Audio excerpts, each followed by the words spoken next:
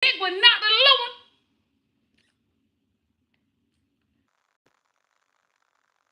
Nieces and nephews.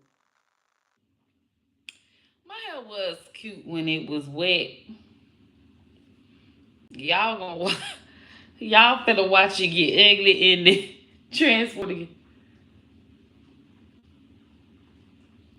My husband done came back.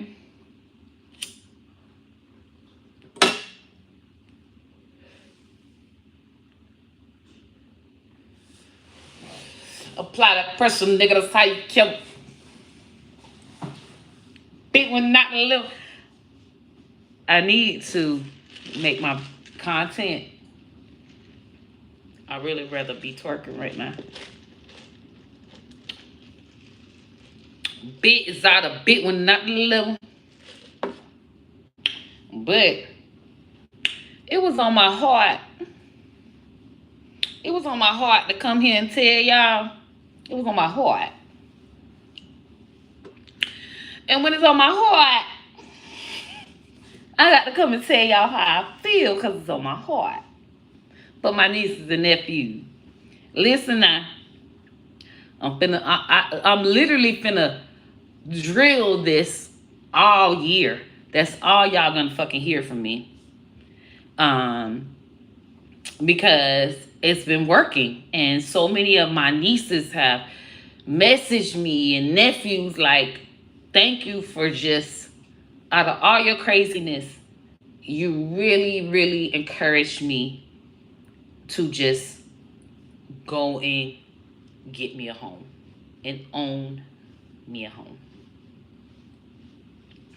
And out of all my crazy,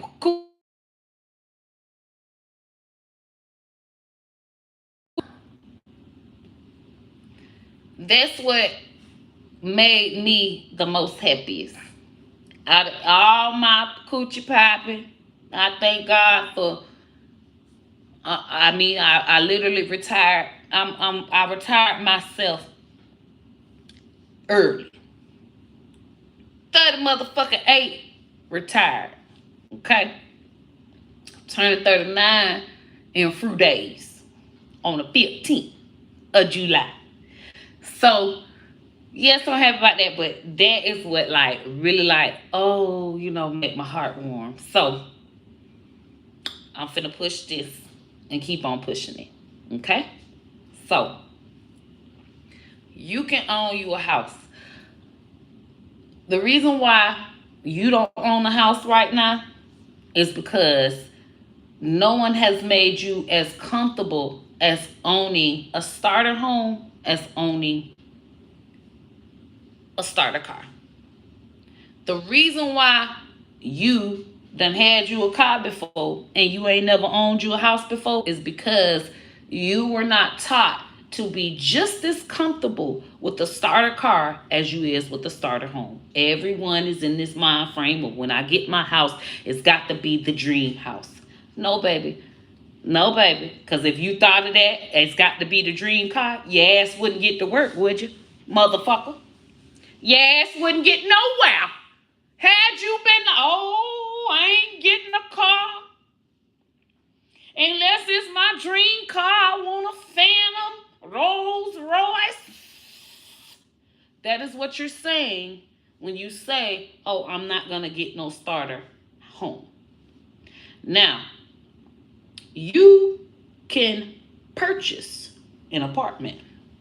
You don't have to rent an apartment. And what I want to push to y'all is so that y'all push it to my baby nieces and nephews. That is my main thing to tell y'all so that my baby nieces and nephews, they not going to go get no apartment. They looking to see what apartment they can buy for their starter apartment, and they know by the time if they motherfucking 18, by the time they motherfucking 28, they going to go get their motherfucking house, their dream house. And bitch, that starter apartment gonna help them pay for that dream house. Because that starter apartment gonna get rented out. And now they a landlord. And now they making money off that apartment. And the money they make off that apartment help pay for their dream house. That's how this color done did it. Okay? They ain't told us the secret. That's what this color did. That's why this color got it. Okay? This color here ain't learned that. But I'm here to be big auntie to teach all I can. Okay? To teach all I can. Teach and reach all I motherfucking can with the motherfucking platform I got. Motherfucker. So, that's the first thing we got to crack the code on. Okay? Baby, if you fine with that starter car, be fine with that starter house. That's the first mind frame you need to be in when you say, oh, I'm going to buy me a house. But who the fuck got that house that you want with the pool in the back and all of that? Baby, it's going to take some time to get to that.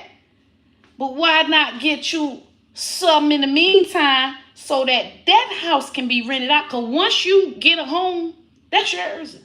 You can rent that motherfucker out. Say you go get you a house right now. Most of them, if you get an FHA loan and all these government stuff, they got stipulation because too many of these folk done did it. So they had to change the rules. They had it where they'll help you get a home. Okay? Government tell you, oh, you ain't got to pay $10,000 down for a house, $700 down, and you got your house and pay us $700 a month. These folks said, thank you, government. Turned around the next day, and that $700 a month that they were paying for that house, they rented it out for $1,400 a month.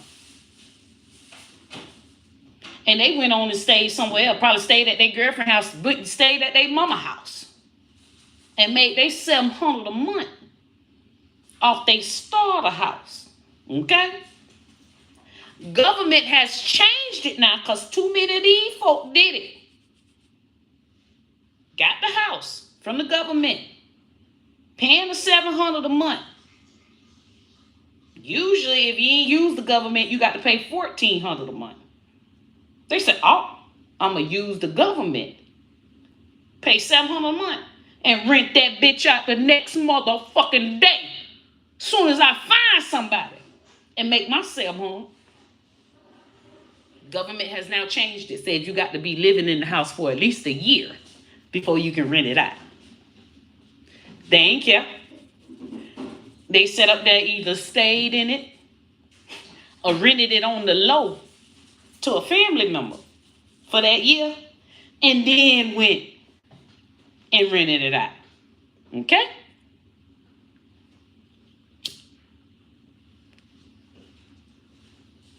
So, I'm rolling on the bicycle. What happened? It started at 11 and they're still on the parade right now. So Okay, later. yeah. Love you. Love you more. Have fun out there. Thank you. Are you coming up? Huh? Are you coming up? I'll probably come up in the car. If you want to. Yeah, I'll come up in the car. It's a parade going on in the town, so they having the 4th of July parade, and it's at the local little bar at the street, and he's riding his bike there, and I'll probably go and come in my car. Later, I'll probably come like 5:30. Babe, text me if you see cake. Seriously. Seriously. Yes, ma'am. I'll send you a picture. But you're right, there's going to be cake. That's the only reason why I'm coming. Well, you know that's the only reason why I'm coming. Okay, well, lie to me. You're coming up to see me because you love me. I'm coming to see you because I love you. Ruby loves you. And we're coming to see Papa and support him for his 4th of July parade. But baby, please, as soon as he texts me and say, I see cake. Oh, baby, we loading up.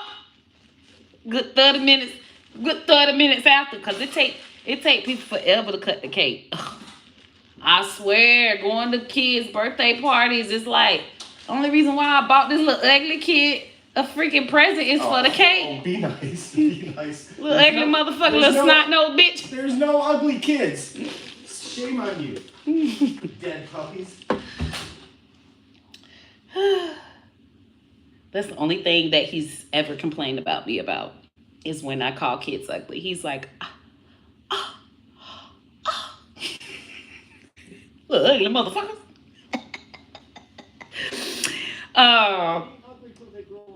They're not ugly until they grow up. All right. Now listen. I'm getting to the whole credit thing because credit is not a factor. Okay? You've been thinking that credit has keeping you from getting your house.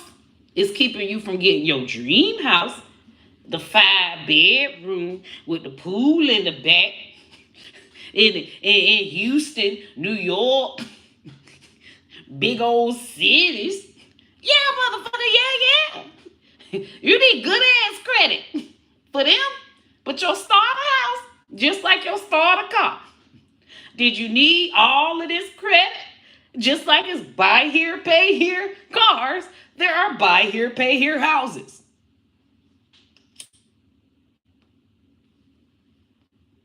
Even if you get the house and you don't want to stay in it, motherfucker, rent it out. Make you some motherfucking money. It's a family member. It's somebody that's going to need it. It's your cousins. You add to your portfolio.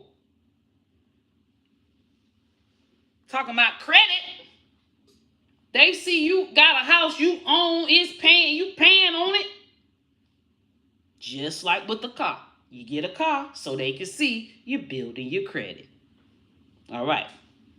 Now, how do we get a house and we ain't got damn liquor motherfucking credit, bitch, bankruptcies, old T-Mobile, old Sprint, old every motherfucking body.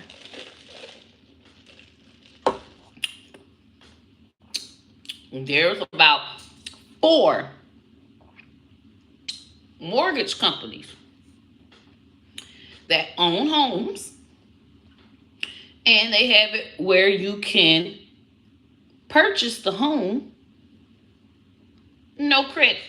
But obviously, it ain't gonna be a brand spanking new home.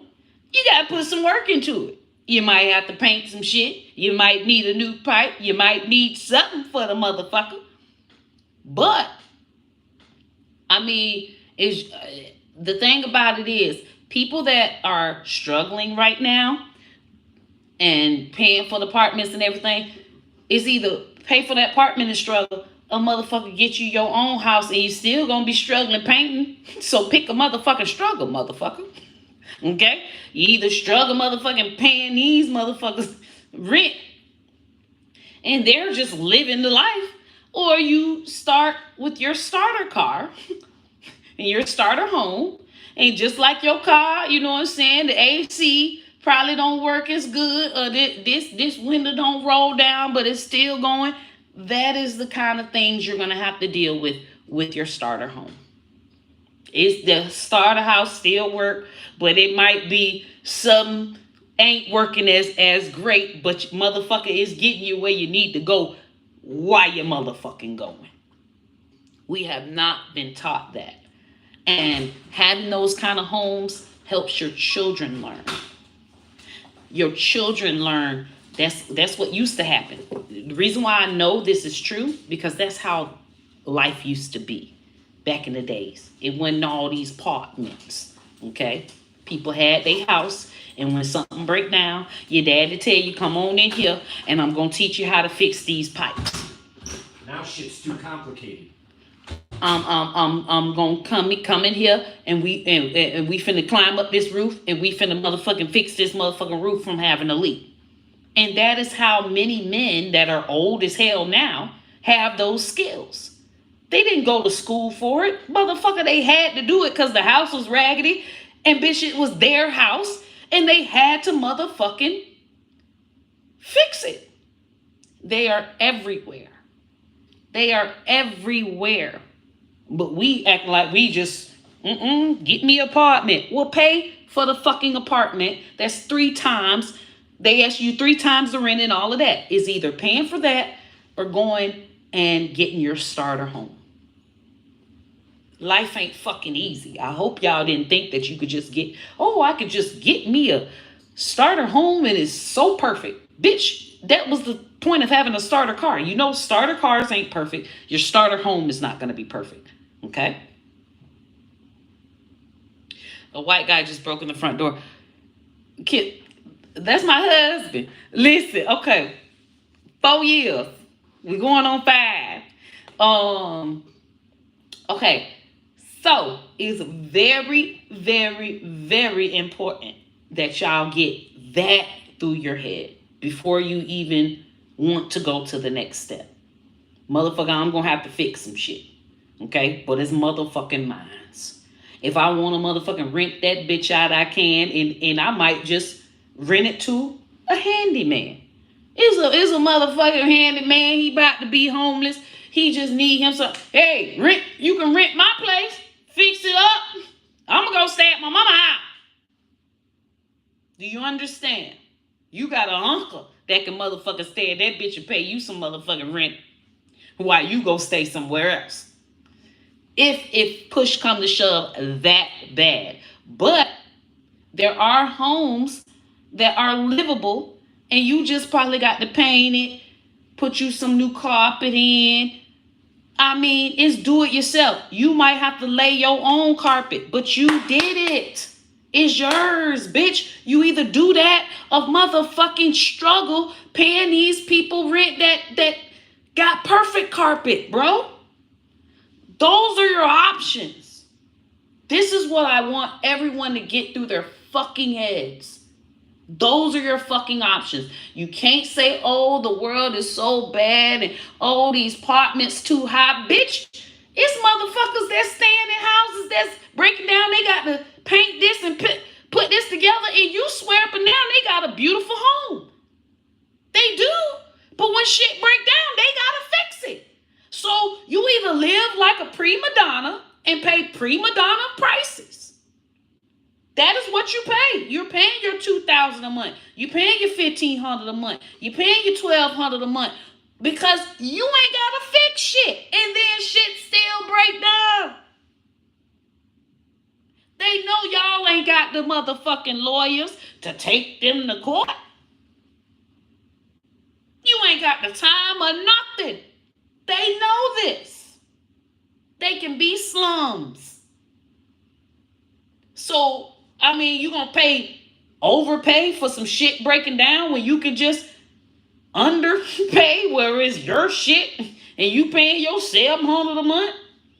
But if anything motherfucking break down, you just got to motherfucking figure out how to fix it. My nieces that got some coochie. Hell, I had a plumber, I was fucking an electrician. Hell, I had 4 or 5 niggas. Anything break down, that's the nigga motherfucking, I'm motherfucking answering his text back. My motherfucking car feel like it's running back. Hey, what that dude at? Oh, damn, he texted me 2 months ago. I'm gonna tell, hey, hey,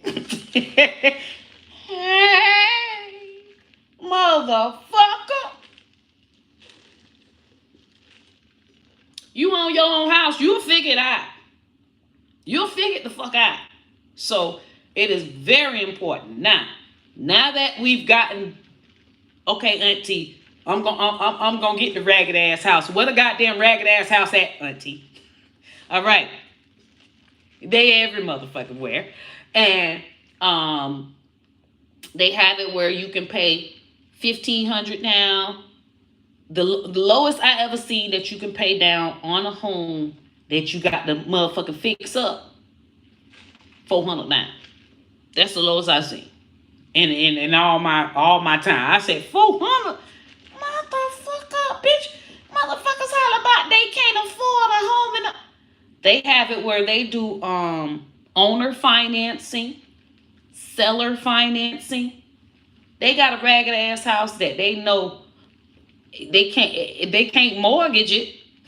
They can't do nothing with it. They want somebody like you that needs somewhere to stay, that don't mind fixing it. They probably own 15 of the motherfuckers, they living in California somewhere.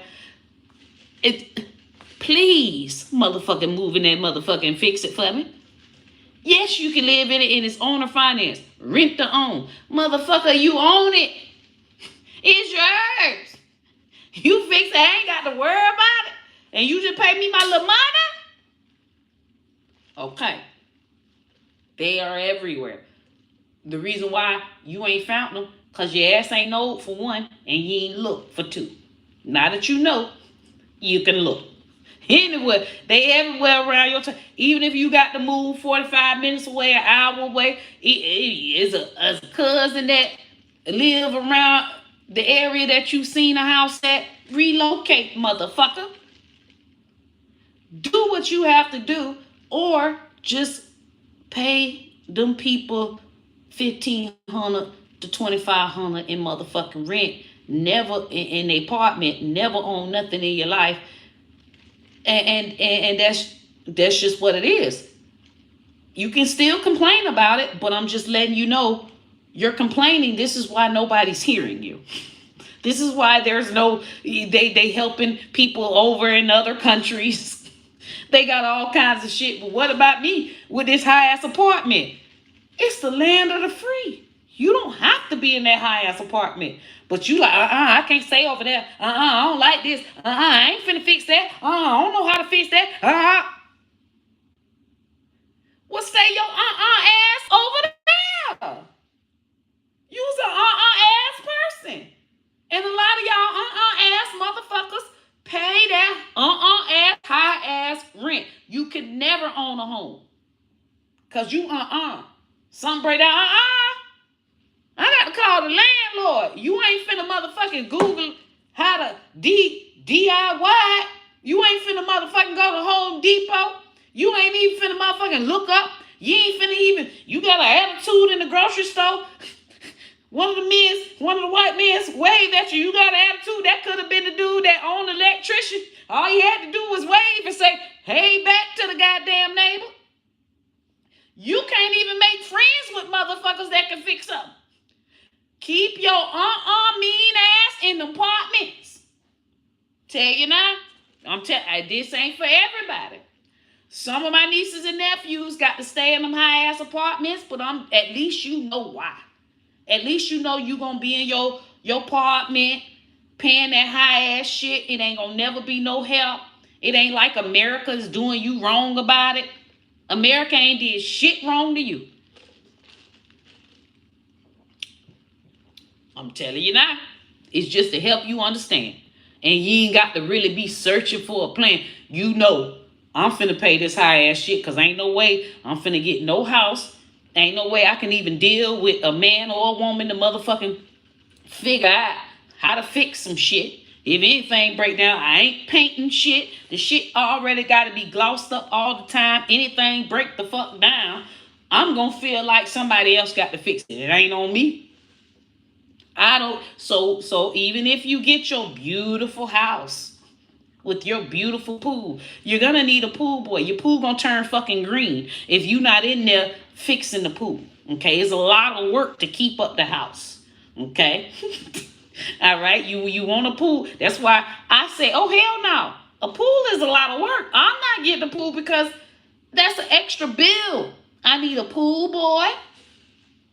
I got to make sure I keep the chlorine caps in there. I got to make sure I keep the filter working. Bitch, it's trees all around here. I got to keep the leaves at the pool so it don't clog up the filter. Once they get all in the filter water pipe, you got to get new water pipes because the motherfucking leaves done packed up in there. Y'all don't understand. Them ass people, you could never have a house and don't ever want one. Matter of fact, just try to move into an apartment that's cost less money. I know it's going to be neighbors that you don't like. So I'm just really trying to help everybody understand because I was like, oh, America is so wrong how they doing people. But when I really looked at it, this is the land of the free. You have the option. It's so much like I'm living in I'll give you a real world example of me. Okay, I'm born in Florida, born and raised Florida. Okay, beach, beautiful. Florida, beautiful place. Florida is high. I didn't even know how high motherfucking Florida was until I got some money and wanted to buy a house. In Florida, that's a big house. Now, I did purchase me a home when I was 22 years old, and it was a condo townhouse, and it was only 45,000, and that was back in '09. Great. You can't find shit. And I sold my condo 2 years ago for $180,000. I said, for real? I bought this bitch for 45 and y'all gonna give me 180? I'm rich. I'm fucking rich. What's 180 minus 45? That was my money.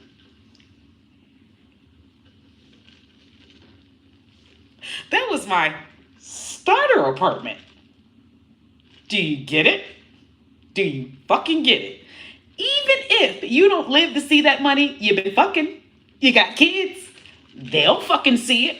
So if you buy a $40,000 home, little raggedy motherfucker, in 10 years, that bitch ain't gonna be worth 40.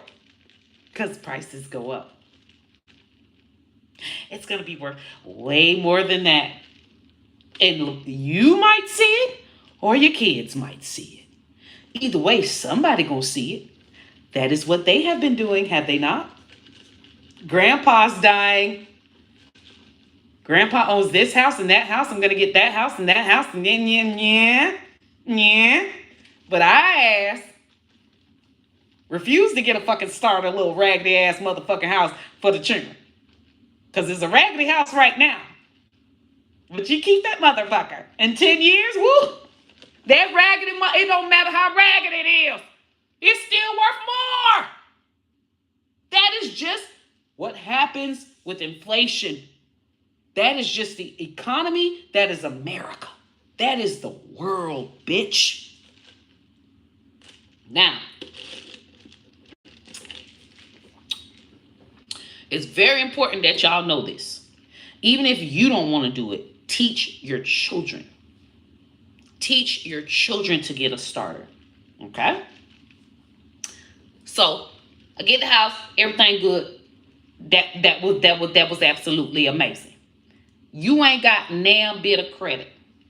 Like I say, they got it well. It's on the finances, seller financing, rent to own.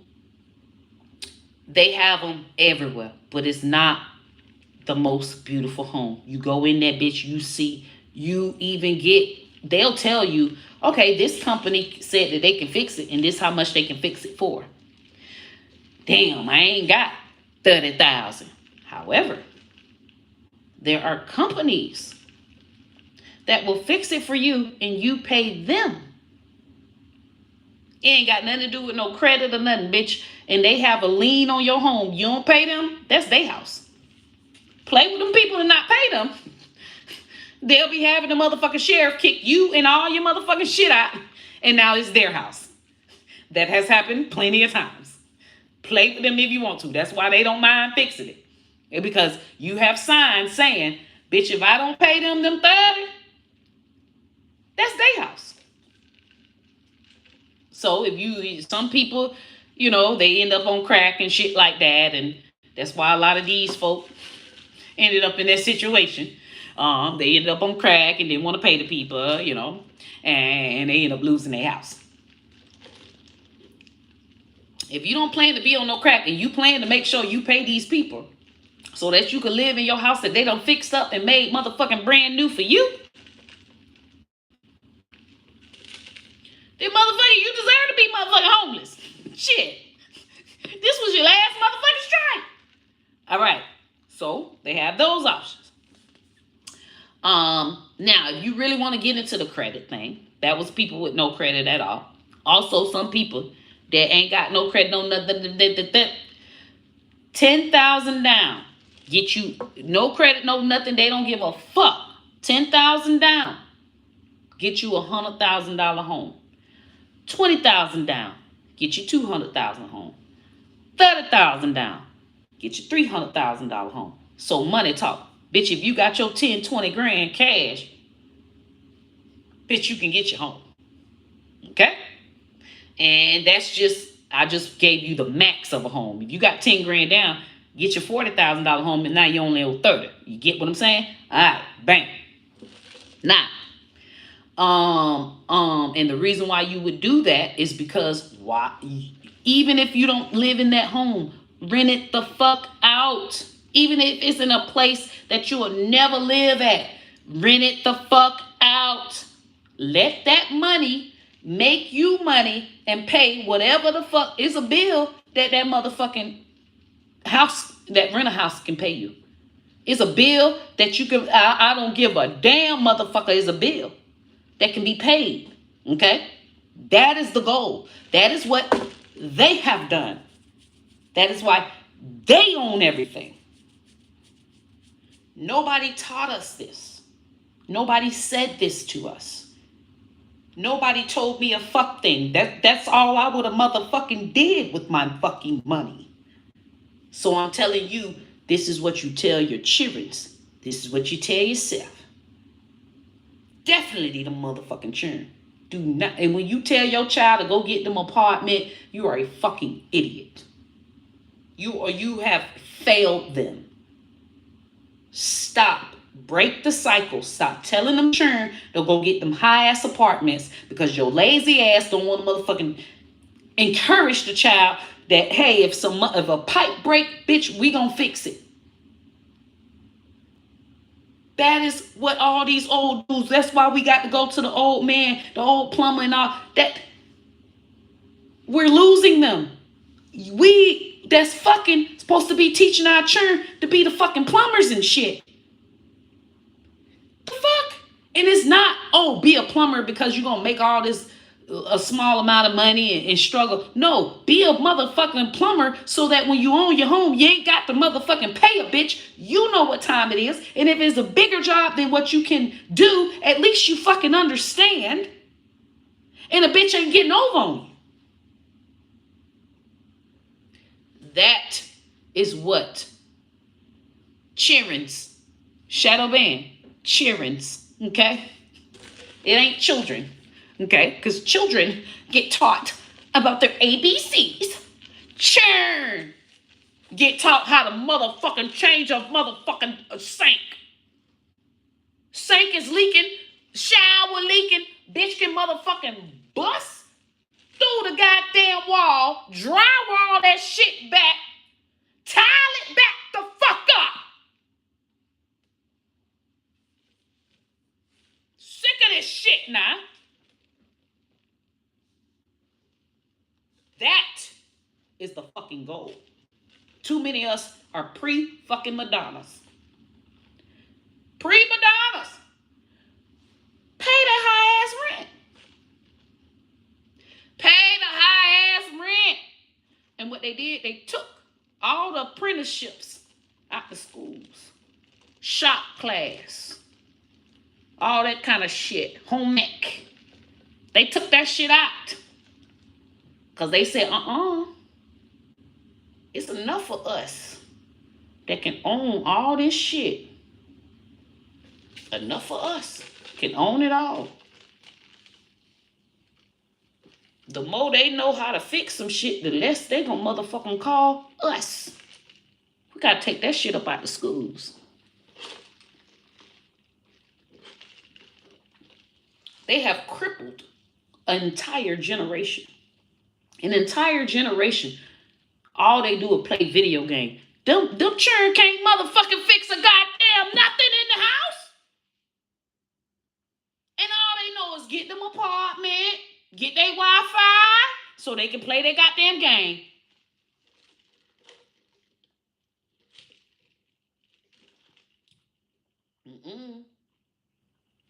We got to own some shit. Shit break down. Motherfucker, you got to motherfucking figure it out. We gonna figure it out together. So, stop lying, y'all. She pretty. Trying to fix your mouth. You're on the spot. That's us. They literally have trade schools here in Florida. You can join and get your high school diploma and career. Yes, they do. However, shop class in high school, shop class in middle school. Where is that? Kyler. They had shop class in middle school. You learning how to be a carpenter. You want to? Oh, I don't want to know how to build a car out of wood, motherfucker. Now your ass can motherfucker build some wood up in your own house. Shit break down in your house, bitch. You can build your own deck. Decks cost $30,000. You can build your own motherfucking deck, bitch, or you can have your deck business and make $30,000 motherfucking dollars. Dumb bitch. You want to fucking play a goddamn video game.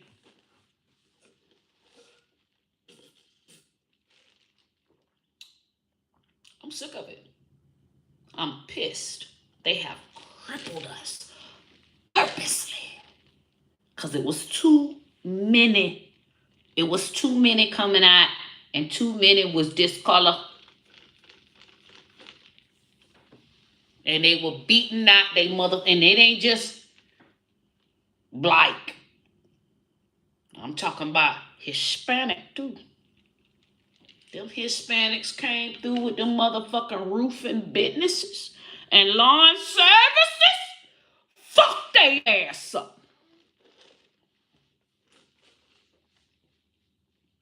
They not trying to motherfucking encourage y'all children to do shit but kill and play a fucking video game.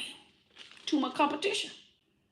They got to make sure that they children take over the business. If it's too many of us, know too many of this shit, how the fuck they gonna make all their money and go to Paris and send their children to full rides? How the fuck is they gonna go with their private jets and have their big old house with a private landing strip in their backyard? It was too many of us getting too smart. Just saying.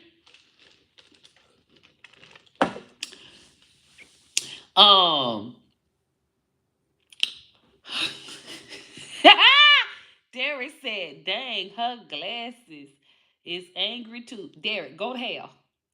Go to hell because you're disrespecting grown folk and you're not getting the message. Okay? Okay? Because you definitely don't own a home outright. You don't. Your ass sitting up there renting. Now this is serious now. Listen to me. It is very important that y'all at least research it. Now I am gonna give y'all baby steps where I'm building my page on my site where I have it where your state and the different websites you can go to that have the homes and there's some mortgage companies that don't care if you got a 480 credit score. I think the 480 was the lowest. I've seen some of them that said 450. That you can still qualify for your home. So I'm gonna make sure that I just give y'all everything. And it's a lot of fucking information because I was like, oh yeah, I can do this. But I'm doing it for each state because it's different for each state. So that's what's taking so long. That's 50 fucking states. Fuck. I said, oh my God, this feels like I'm back in graduate school. This is a lot of fucking research shit. But it's fine. I smoke my weed and drink my motherfucking margarita and I'm getting through it. I have 28 states so far, so bear with me. But I'm gonna have it on there, just all the information, because y'all are so fucking lazy and y'all need people to just do it for you. You need somebody to just say, okay, what's the website? I just want to click it and it's done. I could just read it, and I've been shortening my paragraphs. So I say this paragraph's too goddamn long. They ask, I got to shorten this motherfucker. They ain't even gonna want to motherfucking read all this shit. So I'm sick of you bitches, but I'm getting it together for you. Sorry, motherfuckers. Okay, so I'm gonna have it where you could just go right to it, know exactly. Okay, this is my state. And it's going to list all of the counties. And I have my little thing. Bitch, if it's not your motherfucking county, bitch, they don't fucking have it. Bitch, move to another fucking county, bitch. Oh, I'm cussing y'all ass out bad. But it's comedy. So I can say it that way because it's comedy information. Like, listen, you lazy fuck. You better figure out how to move you and your motherfucking girlfriend and your children to another motherfucking county, bitch. Because they ain't fucking got it. So, y'all will be able to go right to my website, figure out how to get you a house, what the houses are. I have it where I've researched all of the companies that don't care about your credit. That say, okay, bitch, we gonna fix this house, but it's our house until your ass pay for it. So we don't care if you think that we just gonna fix your shit and bitch you never pay us and just living in your house. Bitch, it's our house and we will eventually kick your ass out. And all that money that you paid goes to fucking waste. You get none of your fucking money back. Okay? So that's their risk. They have to put in a risk too. Why would they sit up there and fix your little raggedy ass house that you put $400 down on and you're paying $500 a month, but you need them to put in 30 grand to fix it? They're going to fix the home. But bitch, if your ass don't motherfucking pay them, whatever you agree on, 400, 300, 500 a month, whatever y'all agree on, you don't motherfucking pay that, they taking the motherfucking house and they finna motherfucking sell it. They don't mind because it's a house that they know they fixed and they know they can motherfucking sell it. Get your ass out and they get to sell it because they are on it. It ain't no landlord rights. It's like this thing that you sign where bitch, the sheriff come, you out of there. And if you don't even get your shit out of there in time, they gonna sell it with your shit in there. Which I don't mind that because it's like, bruh, a bitch is really helping you, motherfucker. You couldn't get a house and now these motherfuckers that made your house brand fucking new. The least you can do is motherfucking pay your shit. So,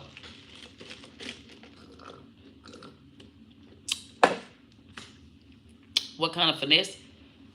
Bitch, this has nothing to do with me. I don't have the fucking company, you dumb bitch. And then the information is gonna be fucking free on my website. This is actually community service coming from my fucking coochie because it just irks me that so many people just don't do it. So many of us just don't do it. And we can. And it's not for everybody. And I'm so glad because if everybody fucking just got their own homes, then I wouldn't be a landlord. Fuck. So, it's just basically to encourage y'all to really get you a raggedy ass house if that's what your credit affords you. Just like you was able to get your raggedy ass car, get your raggedy ass house. But a house you can rent out. Your car, I think, what is Churro? You can rent your car out, but if it's a raggedy ass car, you can't rent it out. Raggedy ass house, you can rent out to any motherfucking body. Somebody needs the house. You can even Airbnb your motherfucking house. Do you hear me? Okay. So, that's why it's important to get a starter house. Even if you don't want to live in it forever. Even if you stay in it for 3 months, 6 months, a year, and then rent it out. Do that. And even if you don't want to do it, teach your children. the way. When they're 18, they start a house. You help your child get to start a house. You in there painting, motherfucker. Daddy in there painting. Everybody in there painting the motherfucker starter house for the goddamn child. And then the child eventually goes and moves to their own shit, and then now the child can rent it out. You teach your children to be landlords. Okay? That is the main. Teach your child to be a landlord. Teach your child. Even if you feel like, oh, it's too late for me, or I'm too, them children, kids, they just be so happy to get out the motherfucking house from their mom and them. They be so happy to motherfucking get into a car, just like to start a car. They just be so happy. They will get their first apartment and they will paint it. They got their energy. They're so fucking smarter than us. They done DIY. Oh, mom, I redid. I upgraded the faucets. Well, who told you to? Well, I looked it up on DIY and I upgraded. Well, now the motherfucker making the house worth more. Look at this little motherfucker. Just bored and just upgrading shit. You didn't even know you got a motherfucker that fucking smart. You know you got smart ass kids. You see how they look up shit and everything. Give them something. Put it right in front of them. Put it in front of them. Okay? Special 13 is the number one age. I say 12, 13. Because in 5 years, they're going to be 18. So you can look for a starter home. You can even buy a little $4,000, $5,000 ragged ass home and start fixing it up. But in 5 years, that's their house. So these are things that I want y'all to think about. It ain't for everybody. It's people on here, they gonna talk about my titties and they talking about this and that, but it's some people on here that's absorbing this. It's so important, y'all. That is my main thing. I'm gonna be talking about this till I'm blue in the face. I said I don't even care. Every time I come live, every time I'm talking about how people need to be more fucking comfortable with owning a home. Is so alleviating. It helped me with my self-esteem. It helped me at my lowest time. I was fucking drug dealers. I was addicted. Dough got kicked in. My condo that I bought. Dough got kicked the fuck in. Fucking with a big time heroin dealer. They put me upset. I had conspiracy of trafficking heroin because he used my car to do a few deals. So I'm like, well, how I'm in it? I was just fucking him. He used my car. So now I'm in it. Baby, I was facing 13 years in federal prison. Bitch, how I went from motherfucking getting some good ass motherfucking dick. What? I can't breathe. Kill me now, Lord, kill me now. I'm working for a theme park, a very predominant theme park in Orlando, Florida. I am the marketing director. I wear stockings and two-piece suit skirts to work. Okay? I have a master's degree working on my doctorates.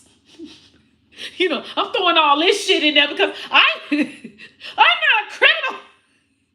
They say, oh, bitch, you're fucking with criminals? You's a criminal, bitch. So, I had to take all my money, pay for big fancy ass lawyers, 20, 25K, 30K, big deal lawyers, because I wasn't finna go get me no little $5,000 lawyer. Okay, this is serious. Bitch, I need the lawyers that done been working with real deal rappers cases. I have to go to the biggest Miami lawyers. At this point, I have to spend bank. And I'm about to bankrupt this is all of my savings. This is everything I wouldn't have bought all that hair. I was getting my hair done $700 every 2 weeks. Bitch, I'm getting a new bust down. It's nothing. I would have saved that money.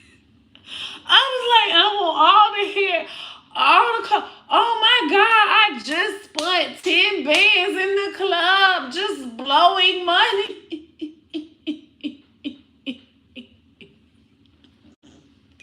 So I basically went damn near broke to get myself out of it because I knew I was innocent. True. If you don't have money, whatever them folks put on you, bitch, if you don't have a really good lawyer, you're going the fuck to jail. It does not matter. That bitch just get you a good ass lawyer and you'll get out of it. That is America. Land of the free. So all the dudes that don't be having money and his girl don't be having money and you think he has money when he got the cars and the clothes and he throwing all the money in the clubs and da da da da, he go to jail and it's like, okay, where's the $30K for a lawyer? He doesn't have it, so he goes the fuck to jail. Had he had his $30K, they wouldn't be able to fucking touch him because the $30K lawyers know the judge, been fucking the motherfucking DA 2 years ago. She still got a fucking crush on him, and they're gonna let you go. It's not about justice. Who the fuck you know, okay? Okay. So, thank God my lawyer was boning somebody. And thank God my lawyer could eat good motherfucking pussy and ate the DA's pussy pretty good to where the bitch let me off.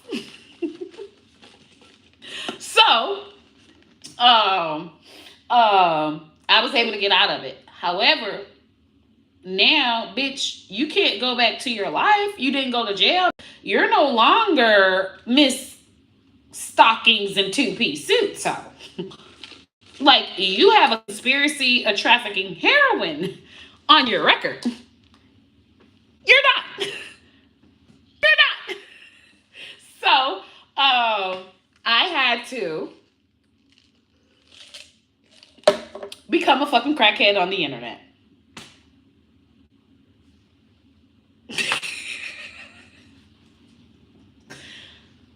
That was my only fucking option.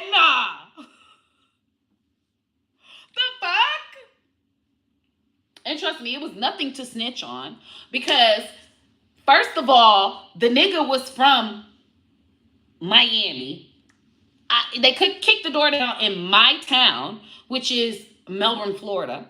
Bitch, we don't even have niggas that have foreign cars with motherfucking rims. We don't even have niggas with foreign cars. If they do have a foreign car, bitch, it's in his motherfucking baby mama name that's a motherfucking nurse, okay? At this point, we have no ballers in the town. So who's there to snitch on? There was no one to snitch on. And then it's nothing really to snitch on because what do I say? I've been fucking him. Real niggas do not show the bitch he fucking anything. I don't see I don't see the dope. I don't see who he's dealing with. I see dick. He comes and he fucks me. Okay, that's it. We go out to eat and he fucks me. We smoke some weed and he fucks me. What more of information you want? This is a real deal nigga here. This ain't like somebody from my town that motherfucker was just selling dope out of my motherfucking house.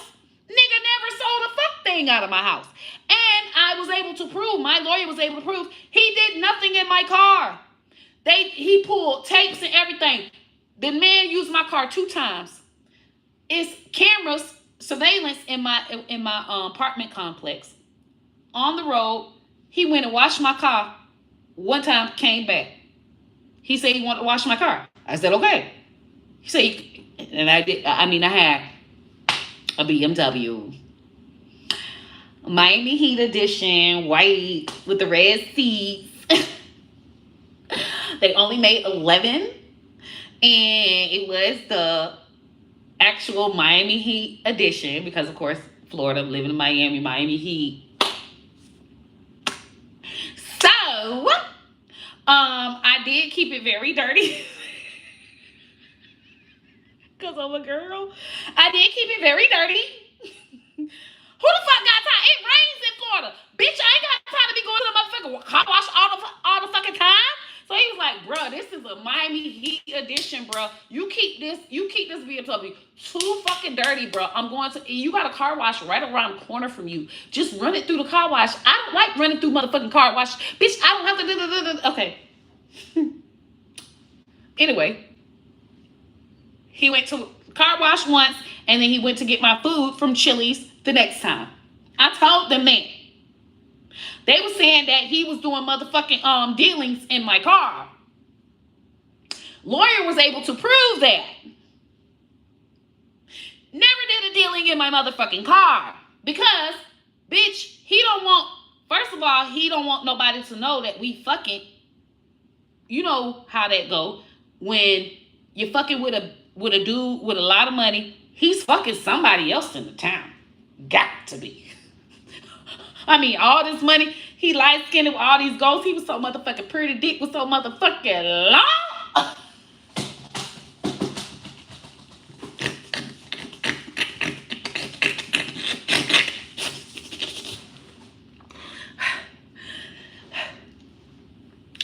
Dick was so motherfucking long. But, so you know that he's fucking someone else. So he's not going to really be driving my car all around town. You know, we was on the low. It wasn't like we was like, oh, I'm so in love with him and we boyfriend and girlfriend, because I already told him I got 2 niggas that's stupid. I got 1 little nigga that I be fucking with, Jack Boy. Jack Boy jacks any nigga and promise you he will try to jack you because you're fucking me. And I had to warn every dude that I was fucking. I shouldn't have never fuck with this little boy, but he was a nuisance with anybody that I would fuck with. Jack Boy's gonna. Whenever he was in jail, I could fuck like I want to, bitch. I can fuck high and low, motherfucker. But if Jack Boy is out of jail, oh baby. And we don't go together. He literally got a whole baby mama and having churned by other bitches. But when it comes to me, he got to know who the fuck I'm fucking. He got to be jealous. So I made sure, and that's what really made me start fucking white dudes so hard, because I said I'm not finna put these young black men in danger. Because Jack Boy was jacking them. He was jacking them. He was pistol whipping them. He's nuts. So I was like, One time, Jack Boy got out of jail. I had a whole boyfriend. Everybody know I had a whole boyfriend. I mean, the boy is living at my house. We is going together. 2 years. This man lives with me. Do you think Jack Boy gave a fuck?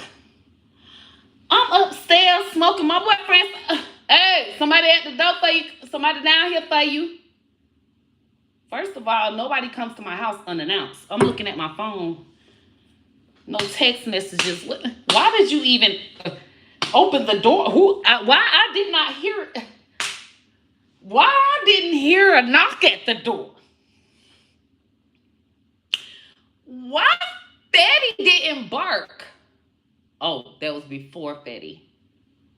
Because Jack Boy bought me Fetty. Anyway.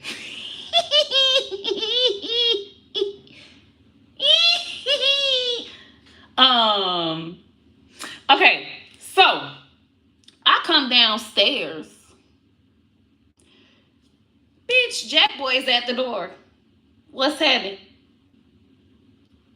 Awkward. Dude, my boyfriend just answered the door for you and you... Hi.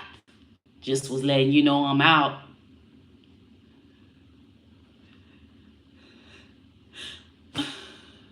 Okay? I said, do not do nothing to him. Seriously. I mean, it's been 2 years. Man, ain't gonna do nothing to him. I already told him, like, I respect him. I told him, like, just now, I told him I respect him. So you motherfuckers just had a conversation? Anyway, so that just let y'all know Jack Boy was crazy. Okay. So Jack Boy in jail. I got me a nice little baby. I got me a nice little baby. Jack Boy gets out of jail. I let Jack Boy do not mess with him. And Jack Boy just said, well, don't have him disrespecting me. That means we can't be seen in the club if Jack Boy's at the club because most likely he's gonna get in his feelings. So if I want to go to the club with my man, I gotta call Jack Boy, ask him is he going to the concert, and we gotta stay home. Anyway, all right. So, I respected his wishes. So, that's why he couldn't really be all in my car like that. Now, so that's why I knew that the motherfucking police was lying and saying that he motherfucking in the hood with my car because I live in the motherfucking suburbs. So that means he has to take my motherfucking BMW to the motherfucking suburbs. He's not that kind of nigga. If I was fucking with a low grade ass dope dealer, yeah, he's gonna be in my car. It's a BMW. He gotta shine, let everybody see him, roll the windows down like it's his fucking car. I've been stopped fucking with niggas like that since I was motherfucking 16, 17 years old. Do you hear me? Bitch like me fucking with niggas that ain't got to be seen in my motherfucking shit. Okay? So, I knew the police was lying. I just had to find a good lawyer for you. Found my lawyer. Everything went great. Did not go to jail. Wasn't nothing to motherfucking snitch on. They were just basic. They didn't even need no information from me. They basically said that he was a motherfucking heroin dealer. All they were saying is, bitch, you're a conspiracy to it. It wasn't even like, you know how when people go to jail, it's like, well, damn, I got somebody I can snitch on to get my years off. Bitch ain't had nothing to snitch on. Nothing. And let me tell y'all what the real kicker was. The detective talking about this was his biggest thing other than him using a car against me. Every time we on the phone, because he has phone tap, I was talking about heroin, and I used a nickname for it, and the nickname was Hunching. So every time he would call me, and it kind of made me feel like a whore.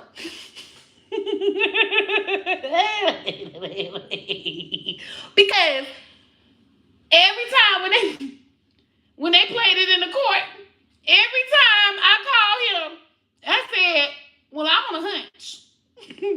I'm ready to hunch.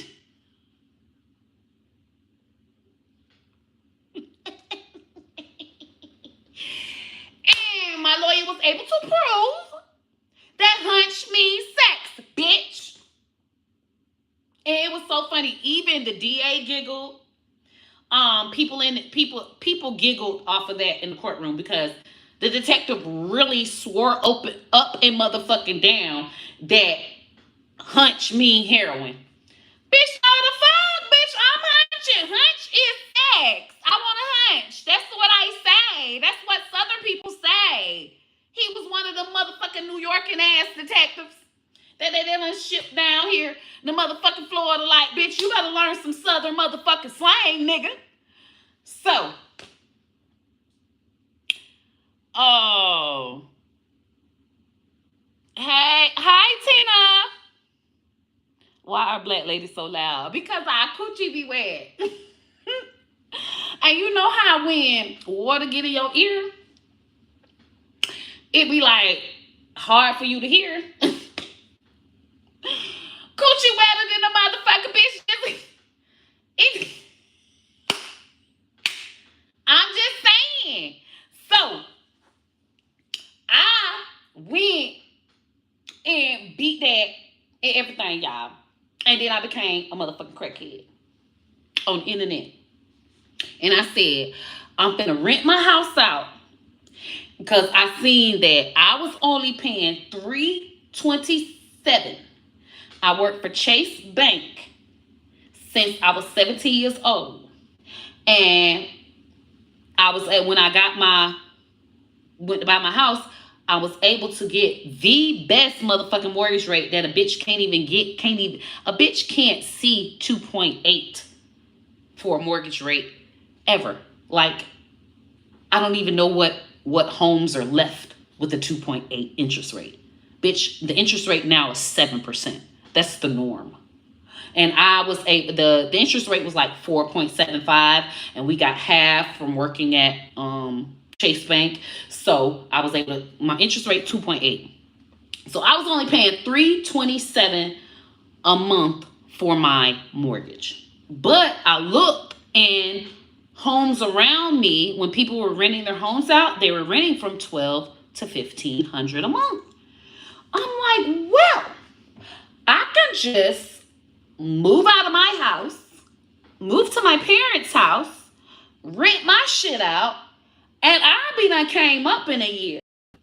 Like, while I'm doing this whole probation thing, everything, oh, bitch. But I was chicken, it takes a while for you to even do it. I went to jail 2016. I didn't rent my house out until 2017. So I was thinking about it for a whole year and just watching my fucking money whittle away, because I worked for probably a good 4 months, but I would have the worst nightmares that I lost my job. Like, literally, I'll wake up in cold sweat thinking, damn, it's real. I lost my job. Like, they're going to say, you got, conspiracy of trafficking heroin, even though you beat it and everything, we still can't have you working for us. Because I let my manager and all of them know, but it's just something was telling me, like, they can always just come back and say no. And it would fuck with me. Like, it makes me teary-eyed right now. That shit would fuck with me so bad to where I was crying, like, I gotta just quit, dude. I gotta fucking quit. I don't want to I'm not finna be working here, and this shit is fucking with me. But it's PTSD from fucking going to jail and all that shit. It was just bad. I was like, I'm gonna go fucking crazy. This is how people go crazy. I was sitting up, I was like, this how people go crazy, bruh. They still be going, I don't have to do this shit, bruh. I'm just ain't gonna go back to the shit, bruh. I'm just not. I'm not finna let them fire me. Clearly, if I'm having these fucking dreams, it's gonna fucking happen. God is trying to tell you something, bitch. So, why I went to jail? Conspiracy of trafficking heroin. I was fucking a dude that was selling heroin, allegedly. Well, he got caught. They said he was guilty for it. Selling heroin, and they kicked my door in thinking that I had something to do with it because he used my car a couple of times. They had him under surveillance for about a year and a half, and he had only been fucking me for 2 months. 2 months. Anyway, so I said, I don't have to do this. I don't have to do this. I don't have to be crazy. I don't have to be scared. I'm quitting my job. But I had February, I was dancing online because I was getting fat as well. Because the depression, it fucked me up. I wasn't even, I was starting to pick up weight. Like, I would put on my same clothes and they was not fitting. I'm like, you're getting fat as hell. And I'm not finna join no fucking gym. So I was like, you know what? I'm going to dance, because I knew when I dance, I sweat. So I started going live and just dancing. And I would tell people, I'm just dancing because I'm getting fat, and talking to people from my town. So then I'm glad I did that, because Facebook sent me a message saying, hey, you're qualified to do a beta test where we are going to have people that go live and pay them for it with commercial breaks. If y'all remember commercial breaks on Facebook. And I was like, okay, I'm gonna try that. I can get at least, they say you gotta get at least 300 people watching you. I'm like, oh, I get that anyways. I can do this. So I started doing that, and I was like, I'm just going to quit my job, do this Facebook thing, because they said they was gonna be paying everybody until October of that year, starting in February. I was like, I will just save all this money up that I'm making from Facebook, go stay with my mom and dad, and rent my house out. And in a year, I'll be up to where I can either go back to work or I can start my own social media business, because I was getting my doctorates in social media and I wanted to do social media for companies. So I did that as well. I had companies where I would do their social media, meaning post stuff for them, be their social media manager. And I was only charging $100 a month. And it was crazy. I quickly got like 30 accounts and I was making $3,000 a month. So I quit my job. I was making $3,000 a month from my little social media hustle. And I was making I rented out my house, and I was charging $1,200 a month. So I was making like $1,000 or so. I was charged $1,250, so I was making like $1,000 a month from my house. And then Facebook was paying me every bit of $2-3 grand. So I'm like, fuck, I'm making like $6 grand a month. I'm quitting my fucking job. And I filed bankruptcy. Quickly filed bankruptcy before they could see that I'm making this fucking money. I filed bankruptcy so that all of my bills and everything can be washed away, and I just make a monthly payment. And they said after 5 years, you have really good credit. So I say, oh, that's fine with me. So I moved to my parents' house. That didn't work. My parents were so mean. And they got their own motherfucking problems. And I see now why they was mean, because, bitch, my daddy crackhead ass, bitch, he want a motherfucking snort powder. He's a motherfucking powder head, bitch. And my mama been dealing with a motherfucking powder head ass man. So basically,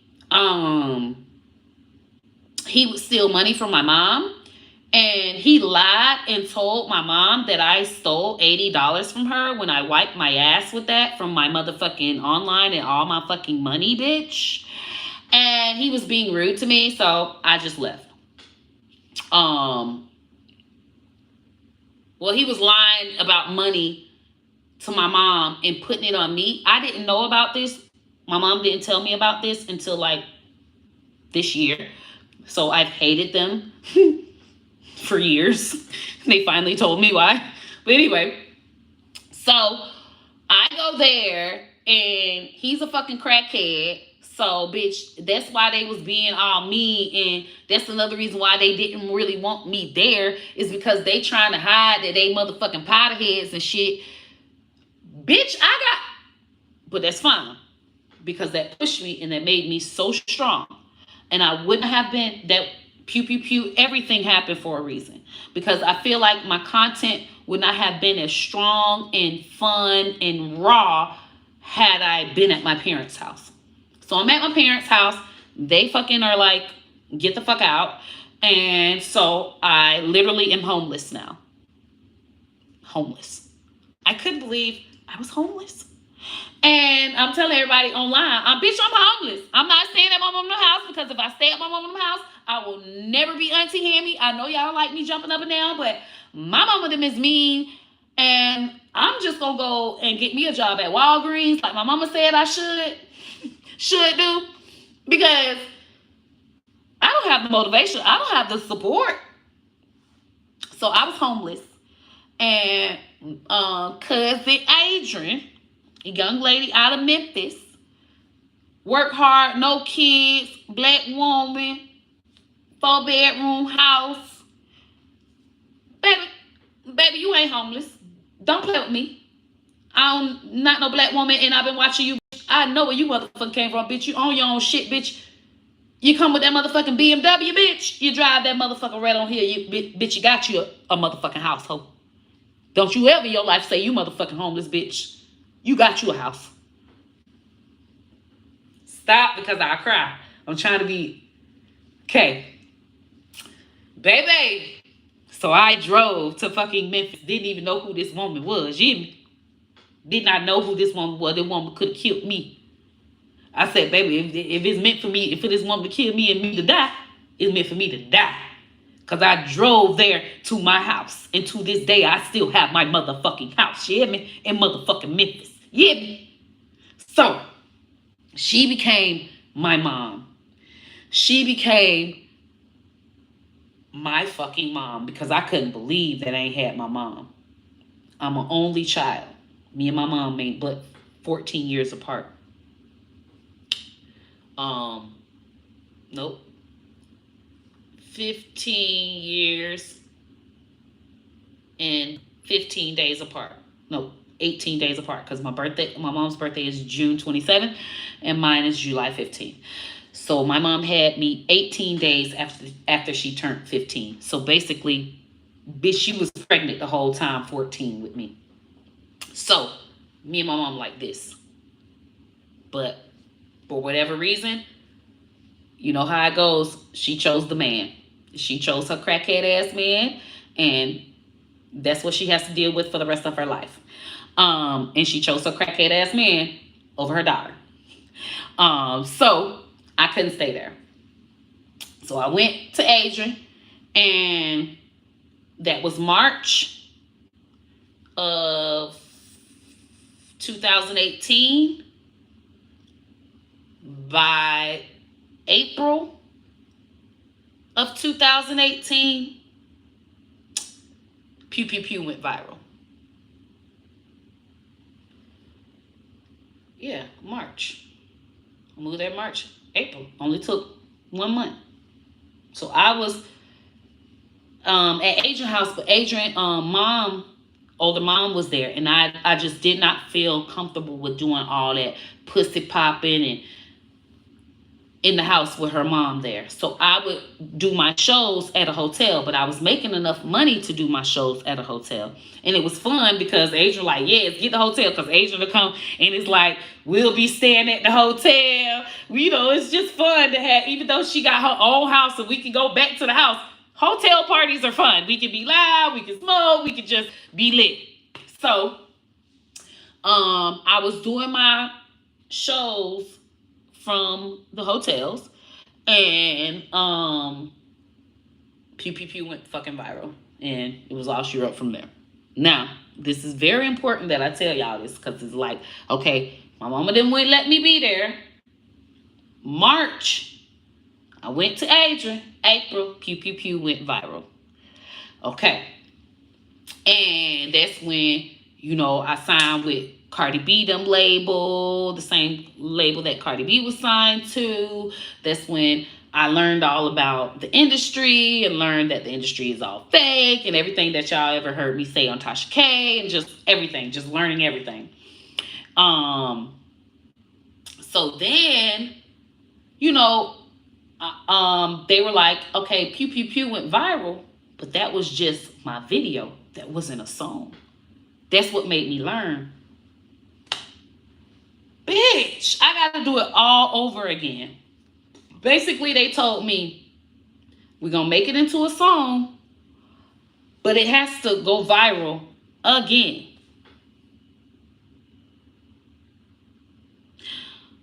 Yeah, that's when I knew I didn't have confidence in that. I was like, I'm not finna sign.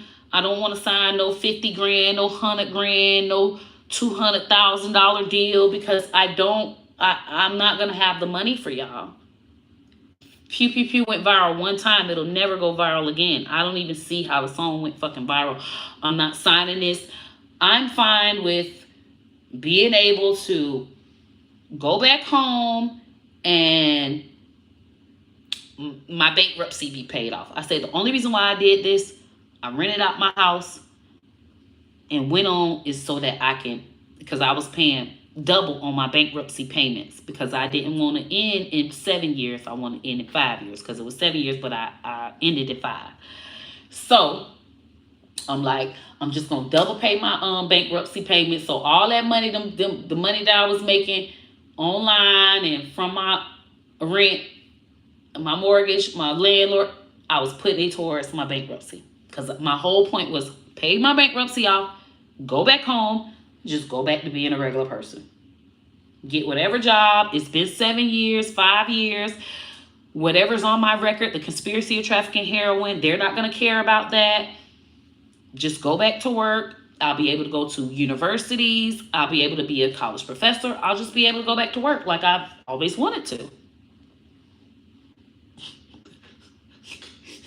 So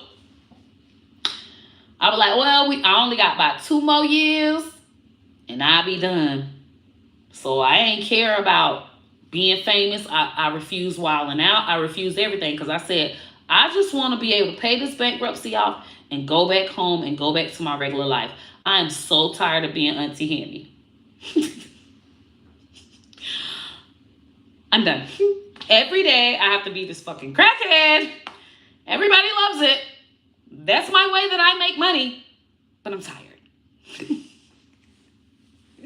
So I say, okay, well, I got to make a whole bunch of songs because it was a whole bunch of people on my Spotify. So it was all these people from, and I'm like, what? And it was only two, 3 songs on there. Okay, well, I got to make a lot of songs, which I made a whole bunch of fucking songs every day. So I just went in the studio and made a whole bunch of fucking songs. Every month I had an album coming out. And it was in 2020. Wait, I'm jumping the gun. So I'm like, pew, pew, pew will never go viral again. So I went back home. Well, first, pew, pew, pew will never go viral again. But the money that they gave me, I went to Vegas. And I said, I'm going to go to Vegas because I've never been to Vegas before. And I had enough money to be able to stay in a resort for 2 months. Okay? So I prepaid for me a Vegas resort for 2 months straight. I'm like, okay, I'm finna be in Vegas. And I was in Vegas telling all these, come and visit me and all of this other stuff. Being in jacuzzis every day, drinking every day at casinos every day, flirting with old white men every day. It was wonderful. And I happened to find a husband. Going to Vegas.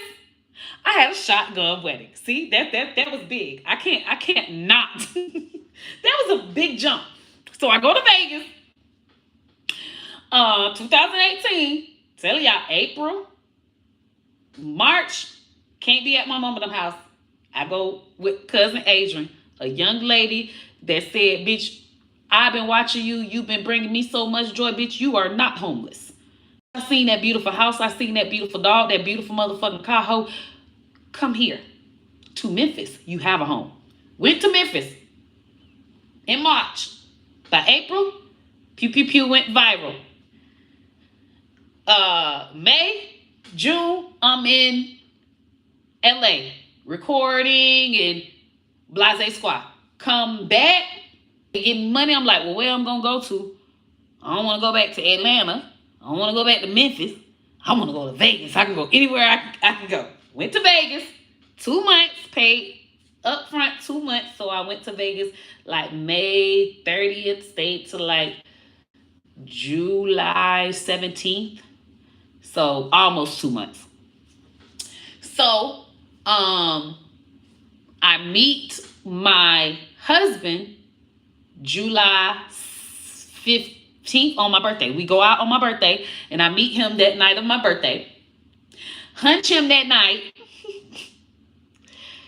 July 17th, I gotta fly out. He's so in love. I fly out. He flies me back to Vegas like July 19th. I only was at Adrian's house for a couple of days in Memphis, and then he flew me back from Memphis to Vegas. And then we get married. We get a house. We get a big 2-story house with a pool, a jacuzzi, and we get married. We meet in July. October, we're married. By February, we are separated. By April, I knock his motherfucking teeth in. And I haul the fuck ass. And now I'm a motherfucking fugitive because I got a motherfucking charge, a battery charge in motherfucking Vegas. And I got to get a lawyer to motherfucking go fight my goddamn battery at DMV. What it? DV? Domestic violence charge. Way in motherfucking Vegas. Now, I am stressed. I am at my all-time high of stress. There was a lot I did in there. Signed. Found out that they was all fake with the whole wilding out. Refused wilding out. They was trying to sign my whole fucking life away. And I didn't sign nothing.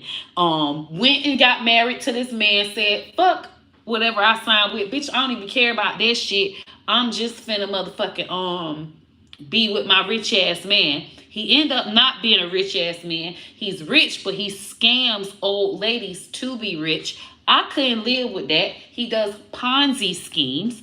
I couldn't live with that, so I had to leave. Okay? Before leaving, I beat his motherfucking ass because he motherfucking tried me and made me believe that I was with a rich ass man. Okay? This is very important to the storyline to know what's going on now. Okay? So, mind you, me and him go viral on our wedding day, world star and all of that, because we got married in his mom's car. His mom had passed away, but she still left like a 1992 Kia. It did not have no AC.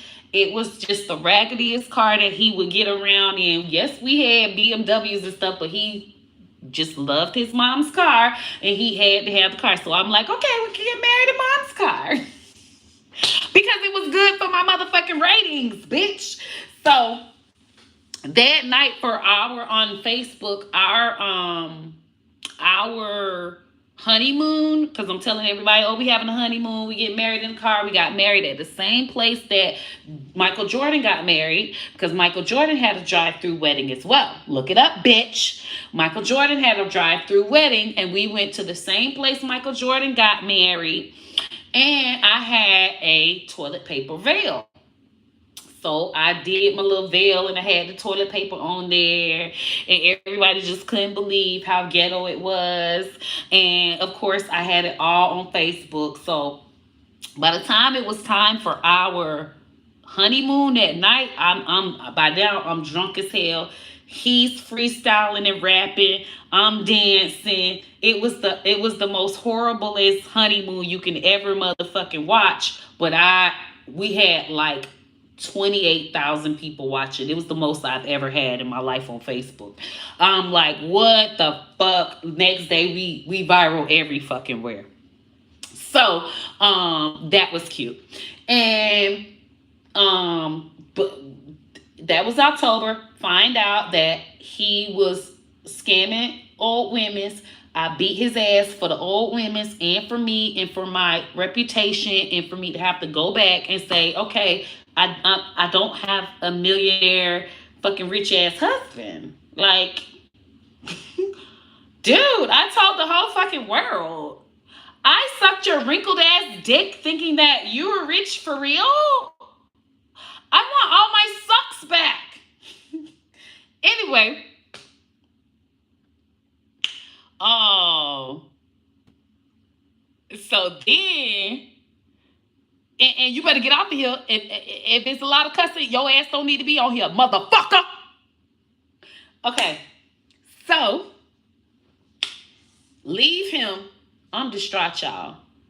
I act like I'm not distraught, but I am actually sad. I mean, how any person would feel when they get married and it don't work out. Bitch, you feel embarrassed. You feel like a failure. You feel like you told everybody it was going to last and it don't. You just feel like ick. I don't know if anybody has ever been married and it's not a good feeling. I did not like how I felt inside at all.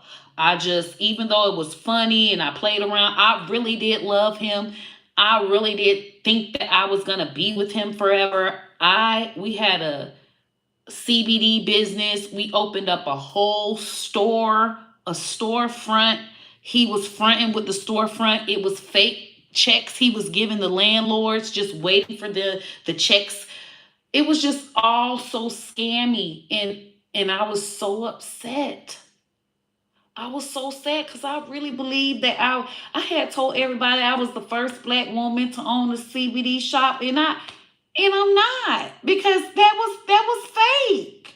He fucking lied to me.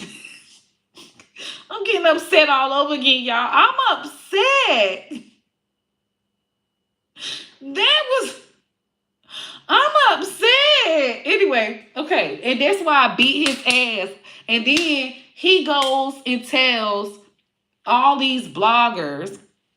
One blogger finally picked it up that hated me, and he goes and tell everything about what happened. And when Tasha K looked me up, she seen that, and it's like whenever you looked up my name, it was like big because I never was on YouTube, and it was like this bitch gave me my first YouTube was saying that I beat up my husband. I mean, I looked it up. I put in Auntie Hammy. Bitch, this bitch was coming up before my pew pew pew videos. I'm like, ugh. And she seen that she was getting good views. So I totally understand it. When you see you getting good views, that bitch was coming every day. Oh, she dirty. Oh, look at this stain. The bitch put up a stain. I was like, these my period panties. I'm broke. I gotta keep wearing them. It's not a new stain. She was humiliating me. End up